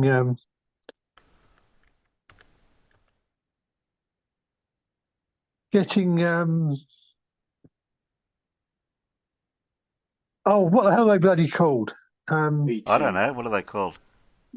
BT to come out and look at it is taking a while. Oh, your provider. Yeah, May as well say. British Telecom, they usually say it'll be at least 2 weeks. Yeah. The problem is that you can't complain. You can't complain to BT OpenReach about their service because you're not the customer. Yeah, because they just look after the network, and the rest of the IPs they just rent the lines from them, basically. Yeah. Yeah. So the ISP is BT OpenReach's customer, not you. Yeah. Yeah. So BT and OpenReach are two separate things, aren't they? I think that apparently they're two separate companies, from what I hear. Yeah. Oh, they BT had to divest itself of the network, so OpenReach was created. Yeah. So that essentially BT is just another service provider. Yeah. Like all the others. Yeah. Although I have heard rumor that it can be an advantage having BT as your provider because they kind of still have somewhat of a relationship with OpenReach. Yeah. Yeah. But then my ISP is owned by BT anyway. Well, there you go. Yeah, stupid, really. Yeah, our main provider here is Telstra, and everyone else, the other providers just rent off them. Like we're with Optus, so we ring Optus when we got a problem, but I've never really had any major. I've never had any major problems with any ISPs. The only one I had a problem with at the start was when I went with Virgin Fiber Optic, and the service kept dropping out. So I contacted them, and they kept saying that, "Oh, you've got too many things connected to your system, too many devices." Well, so you're fiber optic. Why shouldn't I? Yeah. And it kept. They said, you got to, and it was one of these Indian call centers. I'm not being racist or anything. I'm just not. But they just don't think they understand fully really what's going on. So I had lots of arguments. So 2 or 3 times I rang up, and eventually got an email saying, "Oh yeah, there's an engineer coming out."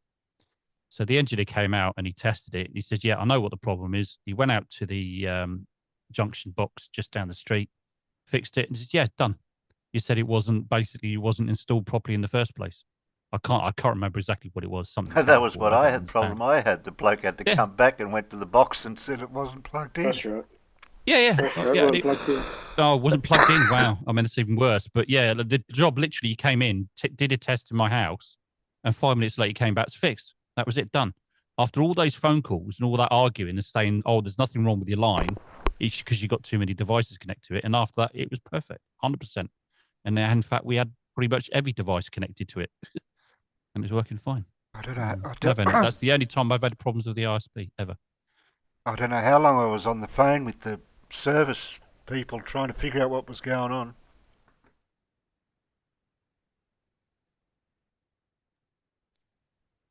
Well, sometimes with these call centers, you've got technical help. You go through like a line, first line technical help, and they're not technical people. They just read from a script. Yeah. They answer questions on a computer, so the computer gives them the answer. And it's sometimes you need a human being to actually sort of understand your problem. But of course, the guy at the call center, it's not his fault. I don't blame him. Was following what the computer's telling him and what his script's telling him. The most technical thing they said to me was, "Oh, did you turn it off and then back on again?" Well, actually, that usually works quite. Cures a lot of things, but not everything. Do you know what I found out recently, and I didn't know, right? Was that it's better to actually, if you want to clear your memory from your computer, apparently turning it off and on again doesn't do it. Apparently, a restart does. Yes. Yeah, I didn't know that until recently. Because the problem is that they cache a lot of stuff when you power off, so that it'll restart quickly. Yeah. That's Well, what was the explained. Yeah. restart literally does what it What it says it does. What it says it does. Yeah. Yeah. I didn't know that until not so long ago. So yeah, whenever I want to clear everything off, I just restart rather than switching it off. Yeah, that's more of a recent thing. It used to be the other way around. Oh, is it? All right. Yeah. Yeah, yeah. Yeah, That's why it's become an important thing to know, because it used to be turning it off and turning it on again was the best way to clear everything. Yeah, not now. Because it used to be cold boot and a wall boot, and but actually it's not a cold boot anymore. So so particularly with laptops, most people are using a lot of people are using laptops. Laptops are designed to basically turn on and off all the time, and have you come back to where you started it. So yes, actually clearing the memory, you have to restart it or log out. Log out will do the same thing, but a restart will do it better. Yeah, because they're caching so much stuff now. Effectively, your cold boot is a warm boot. Yeah. Yeah. Because they're actually storing it. Yeah. So if you have a power down or your battery fails, that you just plug it back in and it comes back up. That's why they're constantly caching all the data.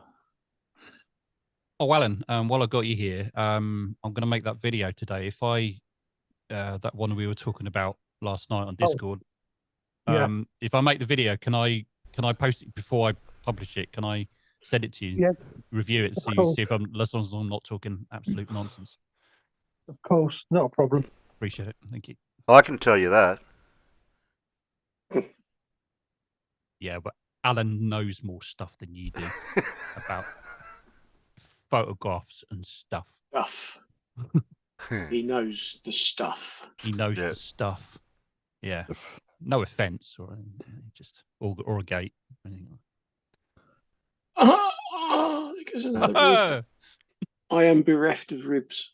Are you bereft? On that funny note, we'll say good night to everyone. Thanks, Timbo. Thanks, thanks. What do I call you? Agricultural adolescent. That's it. That's a mouthful. It's a long time since I've been an adolescent, I tell you. Thanks, Eric Verlind.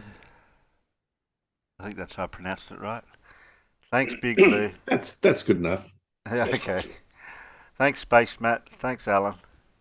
Nerd Alert. Tiny Always Captain. a pleasure, never sure. Jaren Newsom, Judy. Joe Whip. Larry DeMarch. Colin. Who else did we have out there? No Dora tonight. Okay. Demon Orb. She was in. John Rapp. Carl was there earlier. Biggest Doggers. Dave Cannabis. Frank Burns. And I heard there was somebody out in the peanut gallery that somebody here disagrees with. That was a person. Yeah, I remember the name. His name? Yeah. I've got a final quote as well, if something funny. Triggered Limey was out there earlier. Clara Microraptor. Yeah. I nearly Careful, said, Terry. I know I nearly said it wrong again. Gotta be real careful. I'll just call them Micro. It might be easier. Yeah. Limey, did I say Limey? My Mum Baked Cake. Did I say Fred? Who else? I think that's Geronurism. Yeah, that's as far as I've got, unless I've missed anyone. Nerd Alert and Fred. There we go. Okay. Somebody wanted to have a last word? Yeah. It's so easy to be wise. Just think of something stupid to say, and then don't say it. Why don't you practice what you preach, Matt? Well, you saying I say stupid things? Is that what you're saying? No, that's not what I'm saying. Is you saying I is dumb? Is it because I is dumb? Is that what you're saying? Oh, did I say that out loud? I was supposed to not say that. I was supposed to. Oh, sorry. Your microphone attached to your Yeah, brain. that might be what. Is that what it I is? knew there was a problem. Okay, guys. Good night. Night, peanuts.